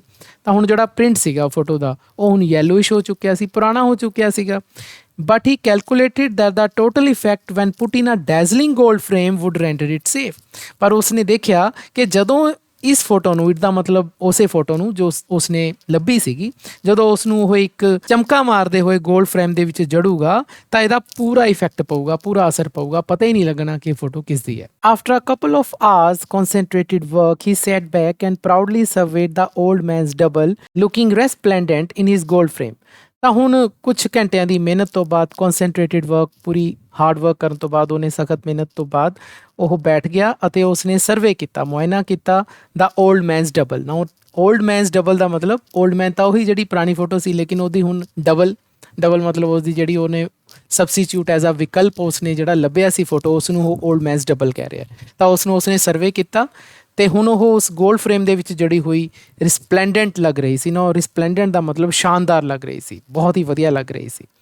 He was so pleased with his achievement that he forgot he was taking perhaps one of the greatest risks any frame maker ever took। ਤਾਂ ਹੁਣ ਇੰਨਾ ਜ਼ਿਆਦਾ ਖੁਸ਼ ਹੋ ਗਿਆ ਆਪਣੀ ਇਸ ਅਚੀਵਮੈਂਟ ਦੇ ਨਾਲ, ਅਚੀਵਮੈਂਟ ਇਸ ਪ੍ਰਾਪਤੀ ਦੇ ਨਾਲ, ਕਿ ਮੈਨੇ ਉਸਦਾ ਡਬਲ ਲੱਭ ਕੇ ਫੋਟੋ ਬਣਾਤੀ ਤਾਂ ਇੰਨਾ ਜ਼ਿਆਦਾ ਉਹ ਖੁਸ਼ ਹੋ ਗਿਆ, ਪਲੀਜ਼ਡ, ਕਿ ਉਹ ਭੁੱਲ ਗਿਆ ਕਿ ਸ਼ਾਇਦ ਉਹ, ਪਰਹੈਪਸ ਦਾ ਮਤਲਬ ਸ਼ਾਇਦ, ਉਹ ਆਪਣੀ ਜ਼ਿੰਦਗੀ ਦਾ ਸਭ ਤੋਂ ਗ੍ਰੇਟੈਸਟ ਰਿਸਕ ਲੈ ਰਿਹਾ ਹੈ ਜਿਹੜਾ ਕਿ ਕਿਸੇ ਵੀ ਫਰੇਮ ਮੇਕਰ ਨੇ ਲਿਆ ਹੋਵੇਗਾ। ਐਵਰ ਟੁਕ, ਇੱਥੇ ਦੇਖੋ ਸਾਈਨ ਆਫ ਐਕਸਕਲੇਮੇਸ਼ਨ ਹੈ। ਤਾਂ ਬੱਚਿਓ, ਮੈਂ ਜਦੋਂ ਇਹ ਚੈਪਟਰ ਸ਼ੁਰੂ ਕੀਤਾ ਸੀ ਤਾਂ ਰਾਈਟਰ ਦੇ ਇੰਟਰੋਡਕਸ਼ਨ ਦੇ ਬਾਰੇ ਦੱਸਿਆ ਸੀ ਤੁਹਾਨੂੰ ਮੈਂ ਕਿ ਇਹ ਹਿਊਮਰਿਸਟ ਨੇ। ਤਾਂ ਇਸ ਸਟੋਰੀ ਦੇ ਵਿੱਚ ਬਹੁਤ ਜ਼ਿਆਦਾ ਗੱਲਾਂ ਐਸੀਆਂ ਮਿਲਦੀਆਂ ਨੇ ਜਿੱਥੋਂ ਸਾਨੂੰ ਰਾਈਟਰ ਦੇ ਹਿਊਮਰਿਸਟ ਹੋਣ ਦਾ ਪਤਾ ਲੱਗਦਾ। ਤਾਂ ਆਹ ਲਾਈਨ ਤੋਂ ਸਾਨੂੰ ਪਤਾ ਲੱਗਦਾ ਕਿ ਵਿਅੰਗ ਕਰਦੇ ਹੈ ਰਾਈਟਰ। ਤਾਂ ਇੱਥੇ ਵਿਅੰਗ ਹੀ ਹੈ ਕਿ ਇੱਕ ਜਿਹੜਾ ਫਰੇਮ ਮੇਕਰ ਹੈ ਸਭ ਤੋਂ ਵੱਡਾ ਰਿਸਕ ਆਪਣੀ ਜ਼ਿੰਦਗੀ 'ਚ ਉਦੋਂ ਲੈਂਦਾ ਹੈ ਜਦੋਂ ਉਹ ਕਿਸੇ ਫੋਟੋ ਦਾ ਡਬਲ ਫਰੇਮ 'ਚ ਜੜ ਦਿੰਦਾ ਹੈ। He even became bold enough to challenge the customer if his faking was discovered. ਉਹ ਇੰਨਾ ਜ਼ਿਆਦਾ ਬੋਲਡ ਹੋ ਗਿਆ ਆਪਣੀ ਇਸ ਪ੍ਰਾਪਤੀ ਨੂੰ ਦੇਖ ਕੇ, ਇਸ ਗੋਲਡ ਫਰੇਮ ਵਾਲੀ ਤਸਵੀਰ ਨੂੰ ਜੋ ਉਸਨੇ ਬਣਾਤੀ ਸੀ ਉਸ ਨੂੰ ਦੇਖ ਕੇ ਉਹ ਇੰਨਾ ਜ਼ਿਆਦਾ ਨੀਡਰ ਹੋ ਗਿਆ ਕਿ ਉਸਨੇ ਕਸਟਮਰ ਨੂੰ ਚੈਲੰਜ ਕਰਨ ਦਾ ਮਨ ਬਣਾ ਲਿਆ ਜੇਕਰ ਉਸਦੀ ਫੇਕਿੰਗ ਲੱਭ ਵੀ ਜਾਂਦੀ ਹੈ। ਮਤਲਬ ਕਿ ਜੇਕਰ ਉਸ ਦਾ ਜਿਹੜਾ ਉਸਨੇ ਇਹ ਕਾਰਾ ਕਰਿਆ ਸੀਗਾ, ਡਬਲਿੰਗ ਕਰੀ ਸੀ, ਜੇਕਰ ਉਹ ਫੜੀ ਵੀ ਜਾਂਦੀ ਸੀ ਉਸਦੀ ਚੋਰੀ, ਤਾਂ ਉਸਨੇ ਸੋਚ ਲਿਆ ਸੀਗਾ ਕਿ ਮੈਂ ਇਸ ਨੂੰ ਚੈਲੰਜ ਕਰੂੰਗਾ। ਕਿਵੇਂ ਕਰੂੰਗਾ? ਲੁੱਕ ਮਾਈ ਡੀਅਰ ਮੈਨ, ਕਿ ਇਹ ਪਿਆਰੇ ਦੇਖ, ਹੀ ਵੁੱਡ ਸੇ, ਉਹ ਕਹੇਗਾ, I don't know who has been ਫੂਲਿੰਗ you. ਮੈਨੂੰ ਨਹੀਂ ਪਤਾ ਤੈਨੂੰ ਕਿਹੜਾ ਮੂਰਖ ਬਣਾ ਰਿਹਾ ਹੈ। ਤੂੰ ਮੈਨੂੰ ਕਹਿ ਰਿਹਾ ਨਾ ਕਿ ਮੈਂ ਤੈਨੂੰ ਮੂਰਖ ਬਣਾਤਾ, ਮੈਨੂੰ ਨਹੀਂ ਪਤਾ ਤੈਨੂੰ ਕੌਣ ਮੂਰਖ ਬਣਾ ਰਿਹਾ। That's the picture you brought here for framing. ਇਹ ਉਹੀ ਪਿਕਚਰ ਹੈ ਜਿਹੜੀ ਤੂੰ ਫਰੇਮਿੰਗ ਦੇ ਲਈ ਲੈ ਕੇ ਆਇਆ ਸੀ, ਜੋ ਤੂੰ ਜੜਾਉਣ ਦੇ ਲਈ ਲੈ ਕੇ ਆਇਆ ਸੀ। ਟੇਕ ਇਟ ਔਰ ਥਰੋ ਇਟ ਅਵੇ, ਜਾਂ ਤਾਂ ਇਹਨੂੰ ਲੈ ਜਾ ਜਾਂ ਸਿੱਟ ਦੇ ਇਹਨੂੰ। ਤਾਂ ਮੈਂ ਤਾਂ ਇਹੀ ਕਹੂੰਗਾ। ਉਸਨੇ ਆਪਣੀ ਪੂਰੀ ਸਕੀਮ ਬਣਾ ਲਈ ਕਿ ਜੇਕਰ ਮੇਰੀ ਚੋਰੀ ਫੜੀ ਗਈ ਤਾਂ ਮੈਂ ਆਹ ਵਾਲੇ ਡਾਇਲੋਗ ਬੋਲਣੇ ਨੇ। The days that followed were filled with suspense and anxiety। ਤਾਂ ਹੁਣ ਜਿਹੜੇ ਦਿਨ ਗੁਜ਼ਰੇ ਉਸ ਤੋਂ ਬਾਅਦ ਵਾਲੇ ਜੋ ਆਏ ਉਹ ਹੁਣ ਸਸਪੈਂਸ ਨਾਲ ਵੀ ਭਰੇ ਹੋਏ ਸੀ ਤੇ ਐਂਗਜ਼ਾਇਟੀ ਮਤਲਬ ਚਿੰਤਾ ਵੀ ਲੱਗੀ ਹੋਈ ਸੀ ਤੇ ਇੱਕ ਸ਼ੱਕ ਵੀ ਸੀਗਾ ਕਿ ਕਿਤੇ ਚੋਰੀ ਫੜੀ ਨਾ ਜਾਵੇ, ਚਿੰਤਾ ਵੀ ਲੱਗੀ ਹੋਈ ਸੀ। ਤਾਂ ਇਹ ਸਾਰੇ ਦਿਨ ਐਂ ਬੀਤੇ ਉਸ ਤੇ। Dutta feared that the customer would surprise him at an unguarded moment, making him bungle the entire carefully thought out plot। ਤਾਂ ਦੱਤਾ ਨੂੰ ਡਰ ਸੀ ਕਿ ਕਸਟਮਰ ਇੱਕਦਮ ਆ ਜਾਏਗਾ, ਉਸ ਨੂੰ ਸਰਪ੍ਰਾਈਜ਼ ਕਰੇਗਾ, ਹੈਰਾਨ ਕਰ ਦੇਵੇਗਾ। ਐਟ ਐਨ ਅਨਗਾਰਡਡ ਮੂਵਮੈਂਟ, ਅਜਿਹੇ ਪਲ ਆ ਜਾਊਗਾ ਜਿਸ ਦੇ ਲਈ ਉਹ ਤਿਆਰ ਨਹੀਂ ਸੀ। ਅਨਗਾਰਡਡ ਮੂਵਮੈਂਟ, ਇੱਕਦਮ ਆ ਜਾਏਗਾ ਉਹ, ਤੇ ਫਿਰ ਉਸ ਨੂੰ ਆਪਣਾ ਜਿਹੜਾ ਪੂਰੇ ਦਾ ਪੂਰਾ ਕੇਅਰਫੁਲੀ, ਜੋ ਧਿਆਨਪੂਰਵਕ ਉਸਨੇ ਸੋਚ ਕੇ ਪਲਾਟ ਬਣਾਇਆ ਸੀ, ਜੋ ਇੱਕ ਪਲਾਨ ਬਣਾਇਆ ਸੀ, ਉਸ ਨੂੰ ਇਹ ਸਾਰਾ ਪੇਸ਼ ਕਰਨਾ ਪਊਗਾ ਪਲਾਨ। ਪਰ the man turned up promptly a couple of days later. ਪਰ ਜਿਹੜਾ ਉਹ ਇਨਸਾਨ ਸੀਗਾ ਉਹ ਕੁਝ ਦਿਨਾਂ ਬਾਅਦ ਇੱਕਦਮ ਸਾਹਮਣੇ ਆਇਆ। At that moment Datta was bent over piece of work. ਉਸ ਸਮੇਂ, ਉਸ ਪਲ ਜਦੋਂ ਉਹ ਕਸਟਮਰ ਆਇਆ ਫੋਟੋ ਲੈਣ ਲਈ, ਤਾਂ ਦੱਤਾ ਆਪਣੇ ਕੰਮ ਦੇ ਉੱਪਰ ਰੁੱਝਿਆ ਹੋਇਆ ਸੀ। Bent over piece of work and slightly stiffened, ਅਤੇ ਥੋੜ੍ਹਾ ਜਿਹਾ ਉਸਨੇ ਆਪਣੇ ਬੋਡੀ ਨੂੰ ਅਕੜਾ ਕੇ ਰੱਖਿਆ ਹੋਇਆ ਸੀ। ਕਿਉਂ? As he heard the voice shrill with expectation ask is it ready. ਕਿਉਂਕਿ ਉਸਨੇ ਇੱਕ ਆਵਾਜ਼, ਤਿੱਖੀ ਜਿਹੀ ਆਵਾਜ਼ ਸੁਣੀ ਇਹ ਹੋਪ ਦੇ ਨਾਲ ਕਿ ਇਜ਼ ਇਟ ਰੈਡੀ, ਕਿ ਕੀ ਤਸਵੀਰ ਰੈਡੀ ਹੈ। ਦੱਤਾ's heart began to race and to compose himself he let a whole minute pass without answering। ਹੁਣ ਦੱਤੇ ਦਾ ਜਿਹੜਾ ਦਿਲ ਸੀਗਾ ਉਹ ਹੁਣ ਜ਼ੋਰ-ਜ਼ੋਰ ਧੜਕਣ ਲੱਗਿਆ, begin to race, and ਅਤੇ ਆਪਣੇ ਆਪ ਨੂੰ ਥੋੜਾ ਸੰਭਾਲਣ ਦੇ ਲਈ ਉਸਨੇ 1 ਮਿੰਟ ਉਹ ਕੁਝ ਨਹੀਂ ਬੋਲਿਆ। Then he put aside the scissors in his hand with slow deliberation and reached out to take the neatly wrapped package in a corner।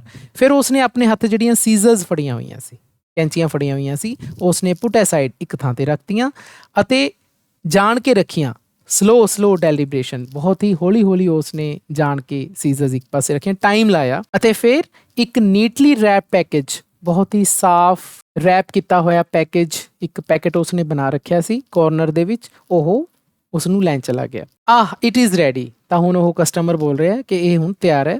The customer explained with childish delight. ਹੁਣ ਉਹ ਜਿਹੜਾ customer ਹੈ ਉਹ ਇੱਕ ਜਿਵੇਂ ਬੱਚੇ ਹੁੰਦੇ ਨੇ, ਖੁਸ਼ ਹੋ ਜਾਂਦੇ ਨੇ ਕਿਸੇ ਚੀਜ਼ ਨੂੰ ਦੇਖ ਕੇ, ਐਕਸਕਲੇਮਡ, ਹੈਰਾਨ ਹੋ ਜਾਂਦੇ ਨੇ। ਤਾਂ ਉਹ ਕਹਿੰਦਾ ਹੈ at the same time mumbling flattering tributes to Datta for his promptness and so on.